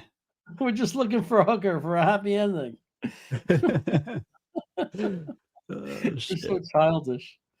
If Green Bean was here, that's what he'd be saying. So hey, childish. man.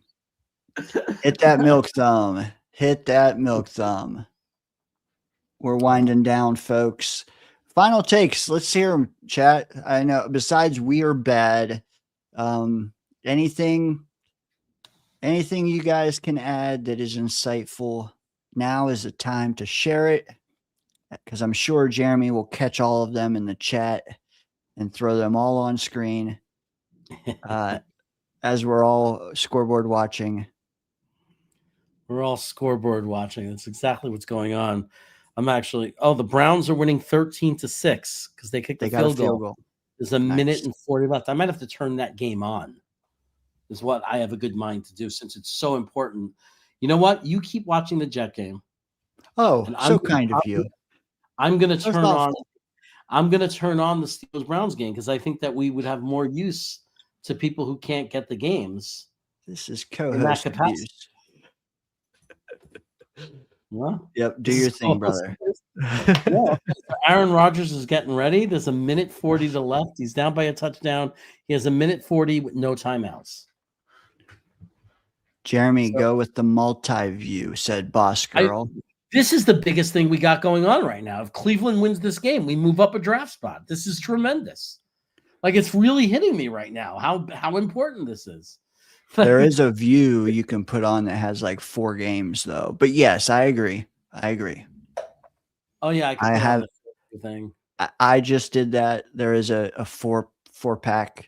But nice. Yeah, Aaron Rodgers is coming out, man. He's got 100 seconds, no timeouts, and he needs 7 points. Yes. See if he has the 4-pack? Yep. How come I don't see it? What the fuck? You'll see it. Keep going. Like, scroll through the games. Was it because I was too cheap to pay for the red zone? No, it's not red zone. No. You got it. It's there somewhere.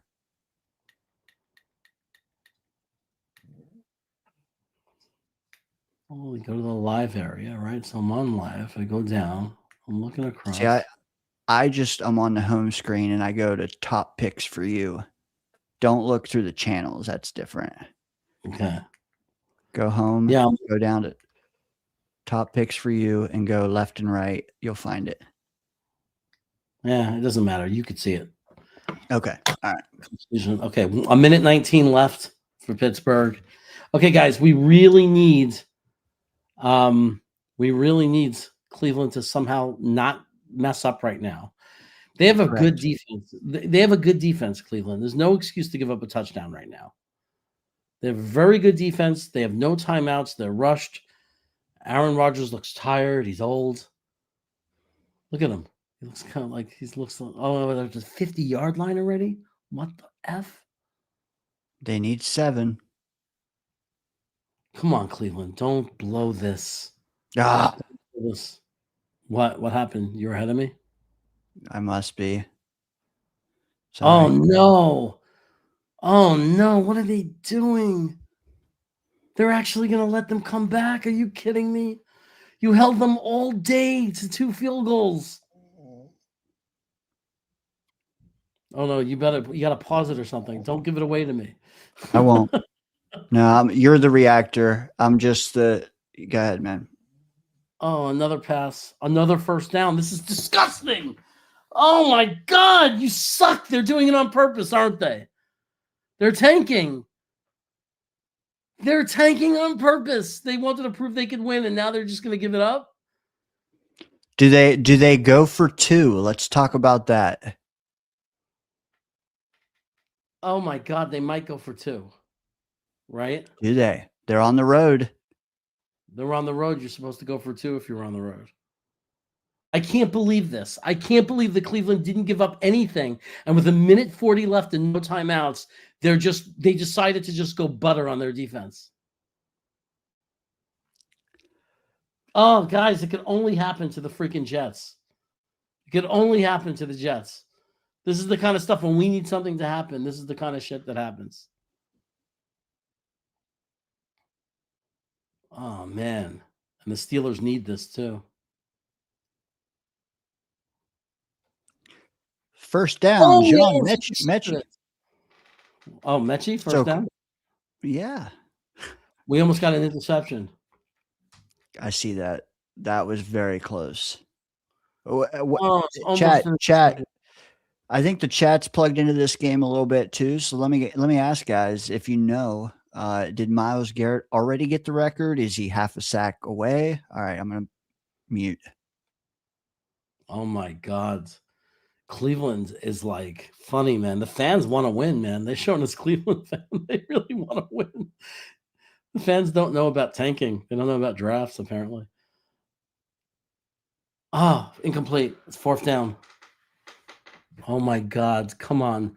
Now if we can't stop them at the 4th and goal on the 8-yard line or the 6-yard line, how are we going to stop them for the 2-point conversion? You know what I mean? I do. Guys, this is huge. This is Jets going from 4 to 3 and maybe higher. Let's go, man. Cleveland, stop them. One more stop. Jacksonville. One more stop. One more stop, man. Come on.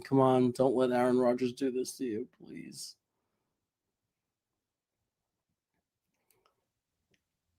Get him. It's incomplete. Yeah. No flag.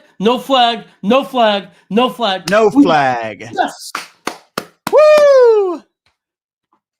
Yeah, screw you, Aaron Rodgers. It's that fan out there that comes in and harasses us. Where's your Aaron Rodgers? The Jets have 4th down here in a moment. You know what I love? Baltimore plays them next week, so they have their destiny. Baltimore got the destiny back in their own hands. That probably should have been pass interference, but I'm taking it all the way to the bank. All the way. I don't care. All right, Jets, come on. Jets are 4th down and 8, I think. It's loading for me. Full screen. Loading. Yeah, 4th and 8. 58 ticks. 2 timeouts. We are in the red zone, folks. Is this the end of the Brady Cook era? Possibly. We don't know. You got to tune in next week to find out. Cook back to pass. Scanning. And he throws a 4-yard completion on 4th and 8. Turnover on downs. What's going on in Jacksonville? I hope that's his final pass. Okay, now we got to pay. Now we turn our heads towards Jacksonville, Indianapolis, as we're hoping that the Colts lose yet again and fall to 8-8. This is fun. This is the not the witching hour, which Scott Hansen does. This is the bitching hour. Go Browns, baby. Go Cleveland Browns. The Jets have the number 3 pick now, and with chance to move up to number 2 if either of the teams, the Raiders or the Raiders and the Giants, if one of the one that wins that game, if they win next week, we go up to number 2. Facts. But yeah, let's go Jaguars. Is that what we're doing now? Jaguars? Yeah, we're saying let's go Jaguars. It was 3rd and 11 just now. I don't think they got it though. Give me 30 seconds, Chaos. I will be with you in 30. Oh, that looks like a catch to me. That looks like a catch. I don't think it was enough for the first down.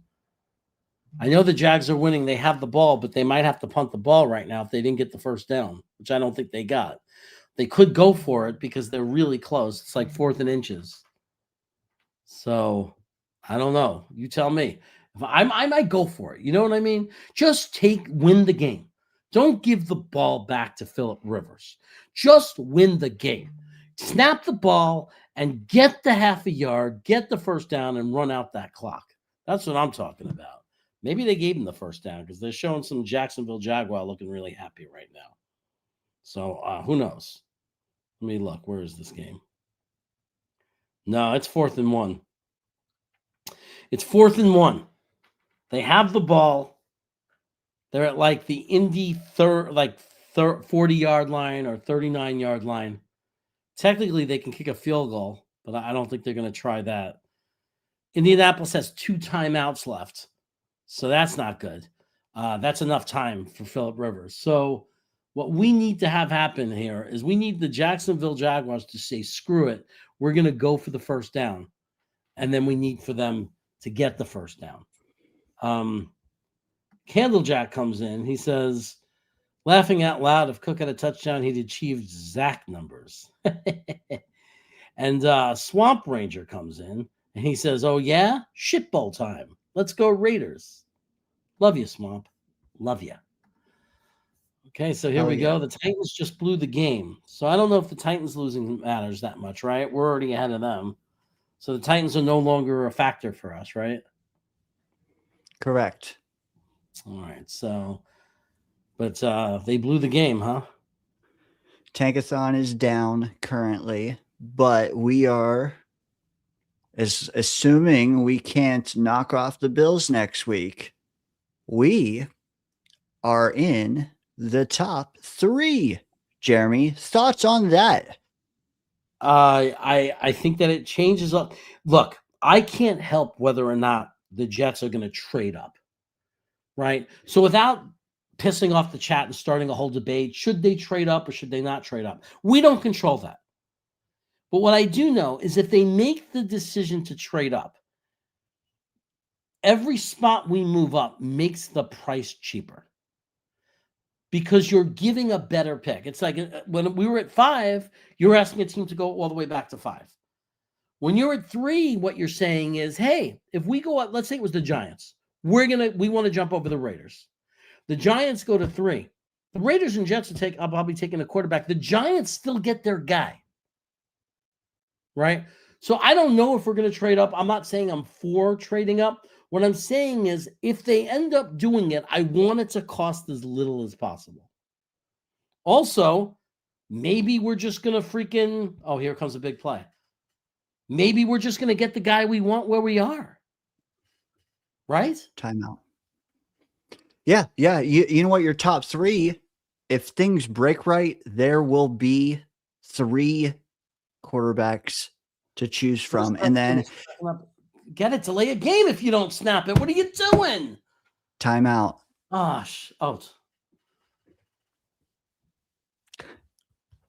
okay. We're okay, Jeremy. Calm down. I want to see if this is official. I have officially won the Survivor League. Let me find out from that dude Sack Exchange how much money I have won. Okay. Hell yeah. 3, 4, 5, 6, 7, 8, 9.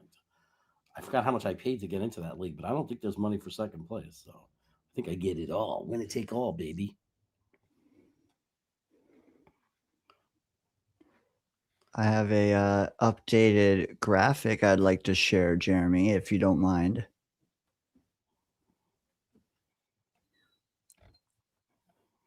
Yeah. Okay. Oh, Paris came in with a super chat. Possibility that the Jets might trade down because the Raiders and Giants won't trade with the Jets. Thoughts? Well, I don't think it'll be because they don't like us. I think it'll be because they want Mendoza and Moore, and they stick and pick both guys. First down, Jacksonville. Okay, I'm sorry. Go ahead. No, that was it. Okay, so I think I don't think it's anything against us if that were to happen. I think they stick and pick Mendoza and Moore. I think that we would stick and pick if they like those 2 quarterbacks. I don't know. I don't know how they feel about them. I don't know if they like Moore or not. Like, I don't, I assume they like Mendoza because they watch him every freaking week. No, Paris is wondering if we can't go higher than 3, why? And would we trade back or would we stay at 3? I mean, look, Avril Reese would be a needle-moving defensive player on our team. I mean, we talk about the fact we don't have a linebacker, right? You want a new captain. You want to start over. You want to really restart the defense. I'm not saying that this is what they should do, but I would say that Reese, there's a very good chance that he is a Myles Garrett, Max Crosby style. Like he has that potential to literally be a needle-moving personality, complete game changer of a defense, right? Where our entire defense would rebuild around that player. That's the kind of player he is. So if you're stuck and you picked a guy like that, it's hard to argue. But with all of our holes, if you traded back and you brought in a giant haul of players, but you're not going to bring in a giant haul if all the quarterbacks are gone, right? Because people might trade up for a good player. You don't get the haul for a position player. You just don't. Right? You're not going to get 3 first-round picks or whatever to go back. Right. That's only when someone's trading up for a quarterback. But if you have the first selection of all the defensive players, the first defender off the board, is that valuable? That is really valuable. I mean, that's really valuable to me. But the point is, are we making a mistake by giving that away? Very true. Very true. Jeremy, could you possibly show the image I added to the stream? Sure you go. Sure. There you go. There it is. There's the image. They already have Cleveland behind us? They do. Ha ha ha. I like it. I like it. I just don't see them. No one's passing us on strength of schedule. Like those two teams are not passing us because we're playing another good record in Buffalo. So so it's strength of schedule. We're screwed on that. Yeah. Yeah. The only Buffalo plays us, they're going to win, right. Yeah.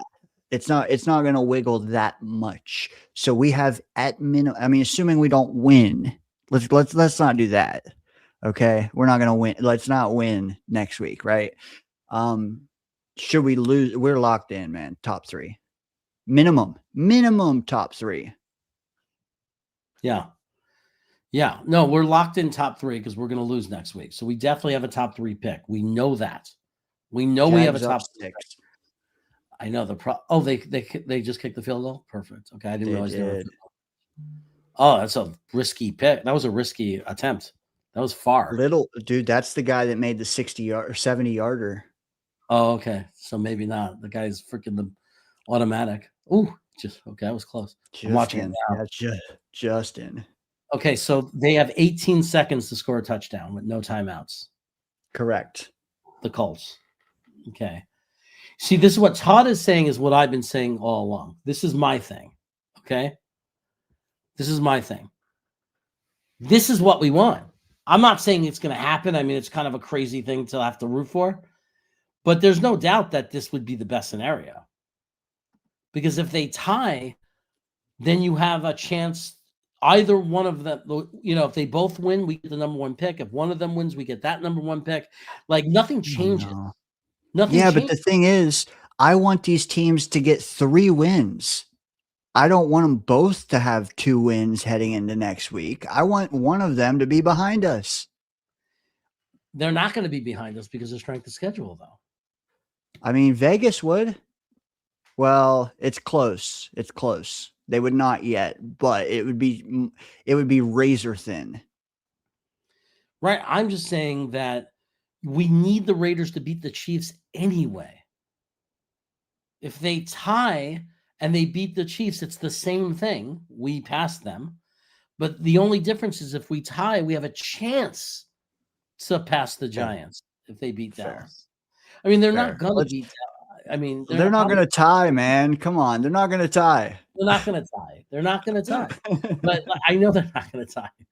Like, God would have to look down and say, Jets chaos, we bequeath you The gift of a tie. Like, Yeah, dude, that is. I mean, it's more than most games, I think. But dude, that game could be 40-30, or it could be 4-3. We have no idea how that's gonna I go. think knowing there has to be a winner, we want the Raiders. There's no question. We want the Raiders, and then we want the Raiders to beat the Chiefs, and we just want to be ahead of the Raiders. Say it, Right? Chaos. You say it. You are all in on Geno Smith winning out. I am all in on Geno Smith winning out. I'm sorry, I'm being distracted by this game because I'm watching the Colts throw an incomplete pass. But like, the reality is, if the Raiders win both games and we pass them, it's the only way the Raiders can now hurt us by taking obviously a team could trade into the number 1 slot if we don't, but that's going to cost that team a lot. And do those teams differentiate if Dante Moore comes out in the draft? Do they differentiate that gap between Mendoza and the good they tackled them in bounds? They're going to run out of time right now. There's a flag with one tick left. Oh my God. So okay, so that's the thing, right? So if let's say Jets are number 2, Giants are number 1. If we don't trade up, somebody might try to trade up with the Giants. What are the Giants going to ask that team, right? What are they going to ask for? Now you have to say that team that's trading up, let's say it's the Raiders. Do they like Mendoza that much more than Dante Moore if he comes out in the draft and declares? Right. To give up draft capital, because you have the Raiders are like us. They suck too. They have tons of holes. They have a lot of things to fix. Maybe they would rather have their picks in Dante Moore than trade away some picks to move up and get Mendoza and not have those picks. Like or Dante Moore goes back to school and we're all fighting over the scraps of Mendoza. Worst case scenario is one quarterback is there. Yeah. It's tough. It's tough to say on December 28th because we don't know. We got 3 weeks. We got 2.5 weeks before the deadline. They took Phillip Rivers out at quarterback because he can't throw a ball 50 yards. So they brought in the young quarterback from Notre Dame to throw the Hail Mary. That's actually smart coaching. That's actually it is. It is. It's smart roster evaluation, like talent, evaluation. Ball game. A lot of coaches, Aaron Glenn would overlook something like that. So I will say, looks like it's a deflected pass or an interception. Game's over. Colts lose. Yes. So I have 2 things. No, house cleaning. The Colts lost. They are 8-8. Sadly, they are still at pick 18. But what I will say is they are in a 4-way tie now heading into week 18. So Detroit, Baltimore, the Vikings, and the Colts, any of those first 3 teams win, that goes from 18 to 17, 18 to 16. So we want the Lions, the Vikings, and the Ravens to win next week. Well, I already was rooting for the Ravens to beat the Steelers. If the Ravens win, doesn't that put them in the playoffs? So they're not a non-factor. Then the Colts go up. But if the Ravens win, Pittsburgh goes down. Is Pittsburgh above the Colts? Pittsburgh has 9 wins. So they would also, they'd also be below the Colts. So no matter what, Indianapolis would go to 17. So we have 3 games next week. If any of them win the way we want, that pick can go up a rung and a rung and a rung. So we can get up to 15. We can. Well, yes, we can. That's amazing because when the trade happened, when I went on to the mock draft PFN, right when we made the trade, it was the 31st pick. They were 7-1. Right? It was the 31st pick. That's what that Sauce Gardner, that first pick for this year was. We are now talking about 18 at the worst, probably, let's say it's going to be 16 or 17. That is so much more valuable. And the Colts, believe me, when they made that trade, were not thinking they were giving away the number 16 pick in the draft.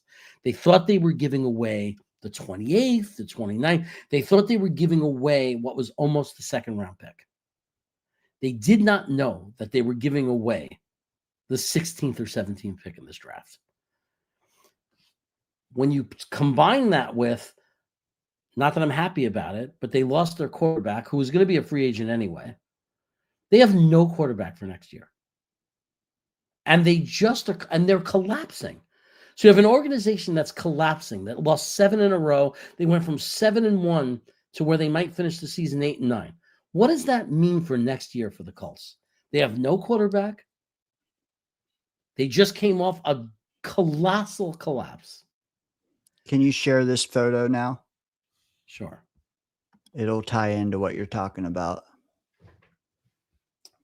So there we go. You're right. So we got Detroit, Baltimore, Minnesota that all could all. We need to get to 9 wins. Come on. Detroit will be playing for pride. No question. That coach will never tank, right? No reason to. He'll be playing hard for pride. He wants a winning season. Baltimore is playing for the playoffs. Minnesota's been really good lately. Like, they were terrible and now they've been winning, right? Like, the Minnesota's been playing much, much better lately. So who are they playing though? What are the matchups? Baltimore is against the Steelers. We just watched Aaron Rodgers fart his way to losing to Cleveland. Minnesota's playing Green Bay. Green Bay's got no quarterback, right? They got their backup quarterback, but Minnesota's got no quarterback. So, I mean, next week Love will be there. It was just a concussion. Oh, okay. So Love will be back. I don't know if that's a good thing for them. It's in Minnesota. Okay. Who's the other team to look at? Detroit. Detroit is playing in Chicago. Ooh, Chicago's, are they going to be resting guys? I think they're fighting for the 1 seed, but I could be wrong. Who are the Colts playing? The Colts are playing Houston. Houston's playing for the playoffs. Yep. Right? In Houston. They're playing for seeding, right? Houston's playing for seeding in the playoffs. Yes, they clinched. They're 11-5. I think they're a wild card at 11-5. Crazy. Right. But they want home field. They want home field. They're playing hard. They want the best seed possible. The moral of the story is all of these games are like coin flip games. And that pick being 18, sure, that's great. What if it's 17? What if it's 16? What if it's 15, baby? Give me Kenyon Sadiq. Give me. And for anybody who thinks it doesn't matter, right, to go from 18 to 16 to 15, it's going to matter when we're on the clock and you're watching guys like the wide receiver Lemon, when you're watching the linebacker Sonny Styles, whoever it is you like, as long as we don't end up trading the pick. If we have this pick come draft day, you're going to care whether we are at 18 or whether we are at 16, because there's going to be 2 or 3 players that we're screaming for. And what we're going to be doing is praying that these teams ahead of us do not pick those players, right? Because do you trust that Baltimore is not going to take Lemon, the wide receiver? Because you know they need a wide receiver, right? Minnesota is not going to take Sonny Styles. Like, we don't know. So these picks matter, right? Because once you get to the point where you're like, well, what do those guys go even earlier, Jeremy? Well, that's going to push back guys that were supposed to go in the top 12. So if suddenly Lemon and Sonny Styles are going top 10, well, then who's getting pushed back? Because that means other players that were projected right now higher than them, they're being pushed back. The point I'm trying to make is we might get the same guy at 18 that we would have gotten at 15, but we might not. Like, we might lose the guy that we want. So everybody just remember like how important that is. Now, we might have a guy that we love that we know we could get at 23, 24, and we could trade that pick back 9 spots and maybe get a second round pick this year and a second round pick next year. Who knows? Remember what we gave up for AVT? We gave up a shitload to trade like 4 or 5 spots. 18 to 15, who cares? It's 3 rungs and blah, blah, blah. Dude, those 3 rungs are the equivalent of a 3rd round pick, which we don't have. So, hey, say we're 15, everything pans out. We could slide back to 18 where we're at now, and we'd have a 3rd round pick finally. That's the difference. Like Chaos said, man, every rung in the 1st round, mucho important. I think I don't know. I did this one yet. Would it benefit us if New York or Vegas win? We are saying that I am going to live by that. Obviously, the best scenario is a tie, but I understand your fear of that because if they tie and then they both lose, we're shit out of luck, right? But I'm going to say that I think that we're stuck behind the Vegas anyway. So I think obviously a tie is the most preferred, but because even if Vegas beats the Giants but then lose to the Chiefs, we need them to beat the Chiefs either way. So I'm going to say tie. Obviously, that's very unrealistic, and that's an under 1% chance of happening. So I think that we just have to say we're rooting for Vegas. We're rooting for Vegas because that is the biggest threat to us right now. As far as the Giants, if we wanted to, will trade with us, or maybe they won't trade with anybody. Maybe they'll just take their number 1 pick. We don't know. What we know is that Vegas, if they want the same quarterback we want, they're not trading with us. And if both teams win just 1 out of 2, and I have the other graphic if you want it, Jeremy, if both teams get to 3 wins, and that's all 3 wins, they're both ahead of us. So we want the team that has a more likely chance of winning out to win today. And I think that's Vegas, like Jeremy said, because they play the Chiefs next week. Also, meanwhile, the Giants play Dallas. I just believe that the Giants are going to go with Dart next year. They're like, I know there's a lot of this one guy on TV. They should trade Dart and pick Mendoza. The Giants are not going to trade Dart. That's not happening. Very small chance. That's like freaking throwing darts. In my opinion, like the more likely scenario is the Giants are going to stay with Dart. He's their guy, right? They want to see what Dart's going to do with Neighbors and what Dart's going to do with, getting his guy Scatterboo back. What the Giants are probably focusing on is, you tell me, with that 1 pick, they're probably taking Reese, right? They got, how many defensive edges are they going to get? They're going to keep taking, they can't keep taking edges every year. If they clean house, maybe they bring in Saleh and he says, I'm sorry, Thibodeau, you're on the outs. Let me get another defensive end in here, baby. It's Saleh. No, I think that if Saleh took over the Giants, which he won't, but if he did, I think he would go up to Thibodeau and I think he'd help him. I think he'd switch him to wide 9. He'd put him outside and it would be better. But, I think he's one of those guys. I think there are a lot of guys that would do really good in wide 9. And for some reason, maybe the defensive coordinators don't want to change their system. It's not worth changing their system for it. But there are a lot of guys that could be much better if they were in the right fit. And I think Thibodeau, if he was wide, he'd be very difficult to deal with. What they want, though, I really honestly, if they clean house, I don't know if they keep Dart, man, because how do you sell that? You could sell it. I guess if you trade for a package, you can sell it. But if I'm taking over the Giants, I want a pot. Dude, you tell me Mendoza versus Dart, you're just rolling with Dart and keeping the picks. Hey, look, don't get me wrong. I was never a big Dart fan. I thought he was a system quarterback, right? And then he got off to that good start, and everyone started saying, you're wrong again, Jeremy, just like Bo Nix, right? Who is another system quarterback, in my opinion, right? So, but you have Dart, right? Then then more games go by, and he's getting worse and worse, right? And it's like he had some good games, but he's had some terrible games. So we don't know. Dart's still a question mark. If you had a team that was willing to trade you a lot for Dart because they believe in him and they were impressed, and you could now take Mendoza and get something for Dart that's real. But understand, if it's the same GM, he just traded up to get Dart.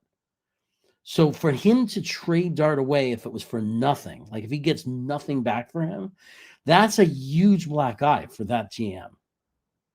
right? That's a huge black eye.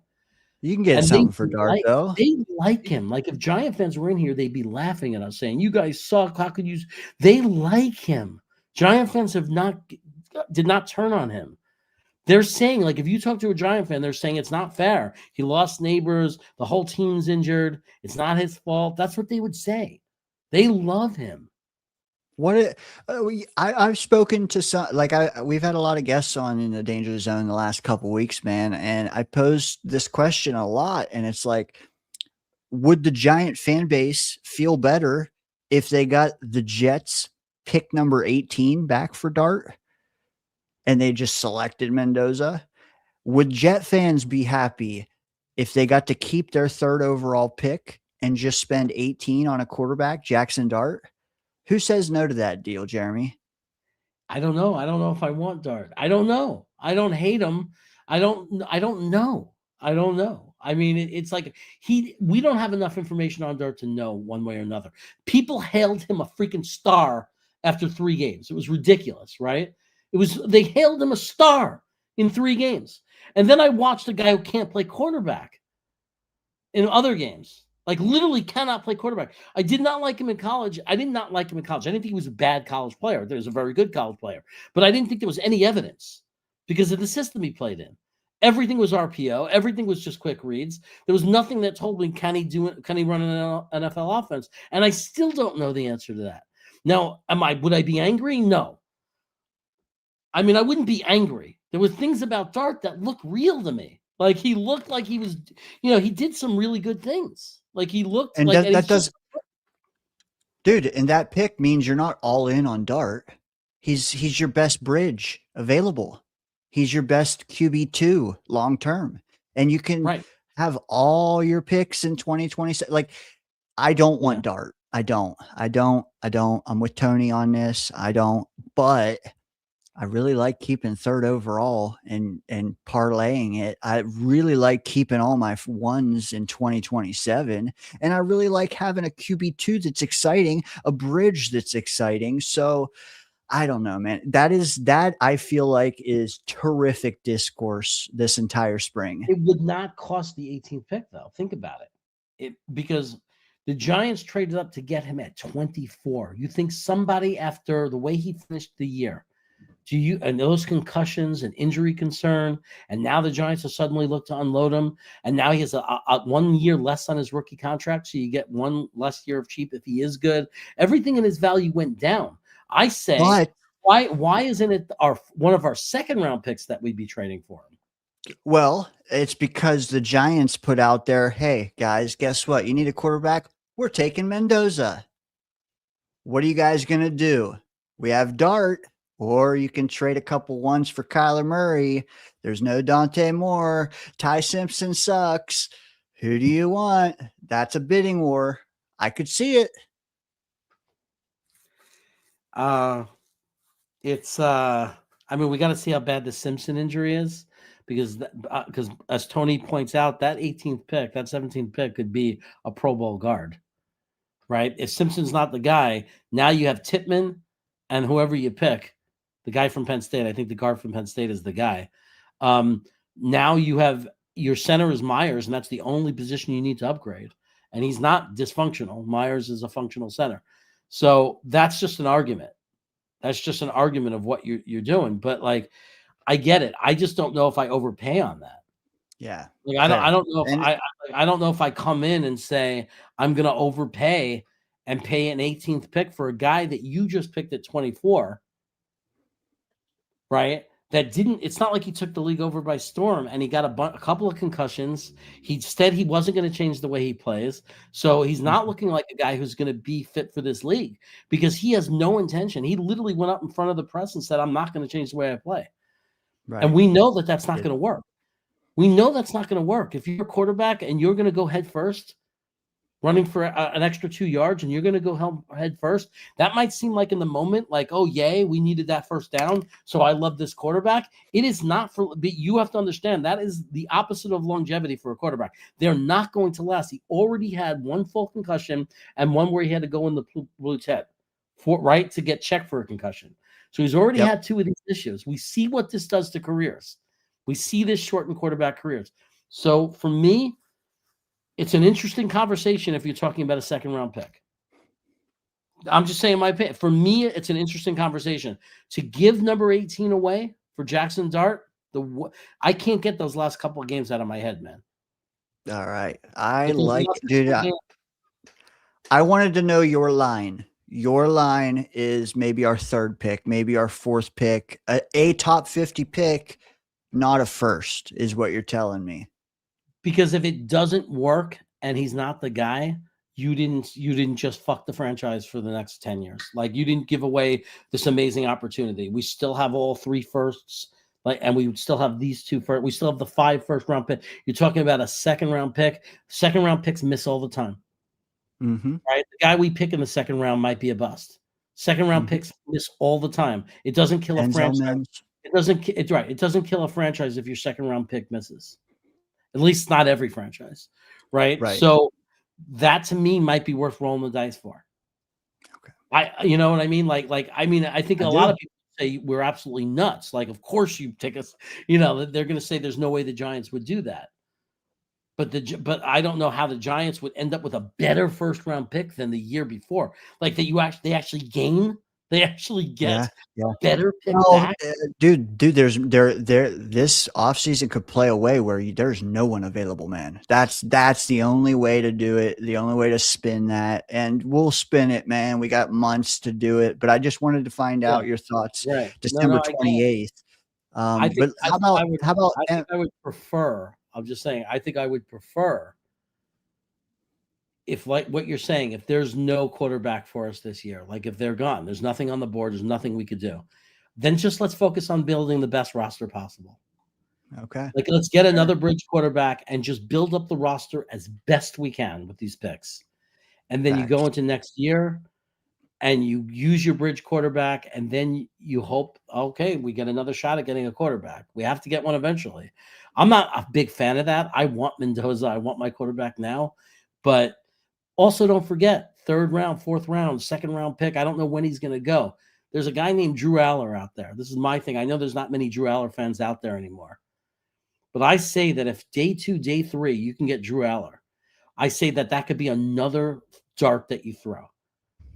Like, another opportunity, another shot that you take is a guy like Drew Aller, who at one point was a top prospect, had a couple of bad games and an injury, and suddenly nobody thinks he's draftable. And I don't understand that, because all the tools that I loved about Drew Aller are still there.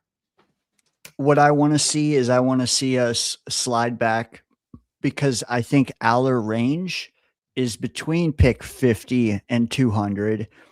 And our cupboards are bare there. So let's slide back. Let's get some products, and let's throw a dart at Aller. I'm all for that. Jeremy, can I see that super chat again from M Gas? I don't know that we read it.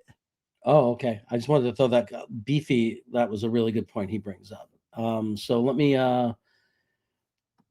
this one right here you're talking about? Okay. How about Josh McCown as quarterback coach? Where is he? Is he available? Minnesota. He is, I believe, their quarterback coach there, or his past. Here's my thing. Like, Josh McCown, love him. Actually, he is number 1 on my acquisition list this offseason. I think we need him. The only way you can get him here, that's a lateral move, man. A lateral move. So, like, the only way is, can you give him maybe assistant head coach as well? And does that even do it? That would be the only way, because Josh McCown is at the point where he's the fact that he's a quarterback coach and not an offensive coordinator is shocking to me. It's shocking. Right now, they're not going to fire Tanner. Right. I don't think so. I think you have to make him assistant head coach. Like, that would be the only way to get a guy like that. And I'm not against it. I don't care. It's just a title and more money. It's just, as Woody going to be cheap? But like, you have to justify it in this guy's mind somehow. I'm getting the title assistant head coach, and that's gonna get me twice the salary as any other quarterback coach. And maybe you do have a plan to lay out for him, where you get a Dante Moore, you get a Mendoza, you get a Jackson Dart, some kind of clay for him to mold. You can't just give him Brady Cook. Yeah. You can't just give him Brady Cook. Look, my only point, obviously, I think we all want a quarterback this year. I don't want to be put on the guy who's saying he doesn't care about quarterback, because I care about quarterback. I just don't think that you should be desperate and waste the number 3 pick on a draft on a quarterback that you don't believe in, like just because he's there. Let's say, like, and here's the thing. Let's say it's Ty Simpson. If they love Ty Simpson and they believe he's the guy, then fine. But if they don't and they're just taking him because he's the 3rd quarterback and that's what we got stuck with, that's stupid. Like, you have to believe whoever they take, they must believe in him. It must be because it's not pressure or because that's what the NFL expects you to do. Like, it's got to be that they scouted the player and loved the player, right? That's the only way it's acceptable to me. To take a quarterback, you have to love him. And we don't even know. Dante Moore might kick ass in the next couple of games. And we don't even know that the Jets are going to have Mendoza above Dante Moore. We don't know that. We're all going by what the majority of our fan base, in my experience so far in the chat, the majority like Mendoza. And then there's some that like Dante Moore, and then there's some that like Simpson, right? There's a few Simpsons. That's the least, but there's a few, right? And then I think it's Mendoza, Moore. We all assume that the teams think like we think. We don't know that, right? We simply don't know. They might like Dante Moore.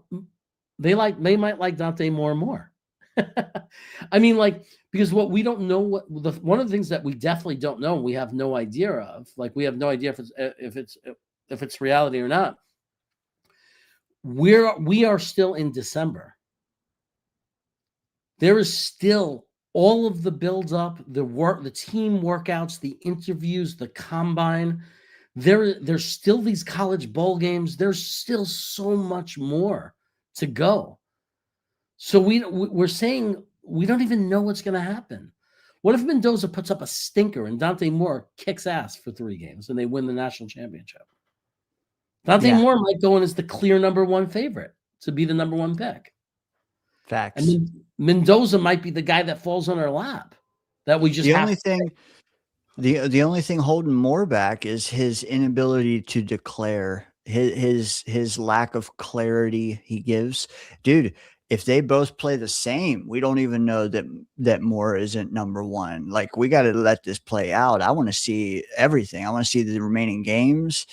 I don't want to see Eugene Smith throw another red zone INT while you were talking chaos.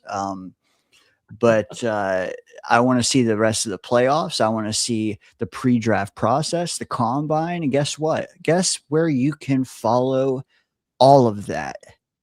Right here on Green Bean Jets Fan. Hit those milk thumbs, guys. We're trying to get to 200 likes. Let us know. Did we get to 200 likes today? We're trying. We are? Oh, yeah. We're trying to get to 200 likes, guy. Hit those milk thumbs. I think 194. 194. I love it. I think we're almost at time. So thanks for everybody for supporting. One more little plug. Remember, the Danger Zone. Like, it's a place you should go. It's a real site. It exists. It's where you could see me tonight with Dano. I will be in the Danger Zone. We'll be doing a later type of reaction to the game. We'll be talking a lot more about these other things. We do call-ins so you can meet Swamp Ranger and see what he's all about. These are all things that happen in the Danger Zone. I have a channel I do with my brothers. It's called Brooklyn Brothers Food Review. If you start typing in Brooklyn Brothers Food Review in your search, or I think it's even in the bio here, you could watch me and my brothers eat food all over the world and give reviews, and it's kind of fun, and it's kind of weird and different, but it's interesting, and everybody likes food, right? So these are all the things you could do. Dano, anything else before we sign off? I don't think so, man, except go Raiders, because, this is disheartening. They were driving the field, and then boom, Gino, turns into Gino, man. Yeah, we'll see. Guys, not only did you get a watch party, we all watched the Jets. You got a bitching hour across the league. You also got an extra 30 minutes on us just talking draft, man. If that's not worthy of a milk thumb, man, I don't know what is. Chaos, man, I'd just like to thank you. Thank Green Bean for having me on these past few weeks. I don't know what next week brings, but I just wanted to get that out there, man. I appreciate it for real. I had a ton of fun. Chat's killing it. Boss Girl, Tony, all you guys down there. The super chats have been awesome. Yeah, man, just stick around here on this channel all off season. You'll see Dom C. You'll see all kind of draft stuff. So stay plugged in. Yeah. Thanks everybody for watching. Thanks for everybody helping. We hit 201 milk thumbs. So thanks for that. We appreciate y'all. Appreciate you'll be here supporting. Hopefully we'll see Green Bean next week. If not, we'll see him after that. I promise you we'll be back covering some playoff games when he's ready. And we'll get a lot more clarity and everybody get clarity on that. But he's good. I'm talking to him. And this is just temporary. We're just holding the fort down. Thank you for helping me hold down the fort, Dane. We appreciate you, man. I know Green Bean is very appreciative, and we're appreciative again of everybody, all of you for supporting the channel. Take care. Peace. Peace.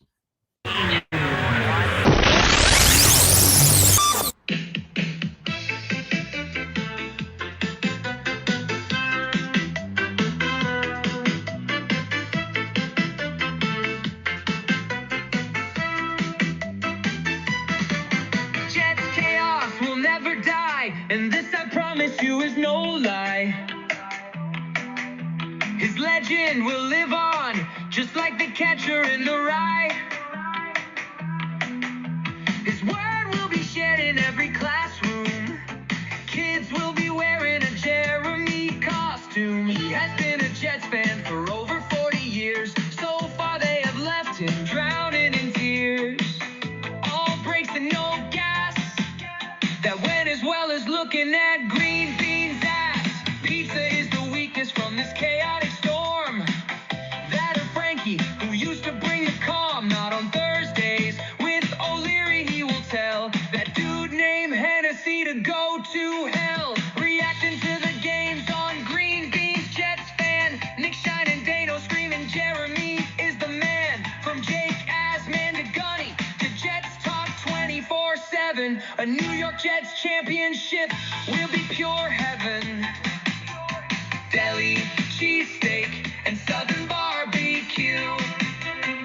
Jeremy and his brothers on Brooklyn Brothers Food Review. You can never get too much of his bald head. You won't forget his name until you're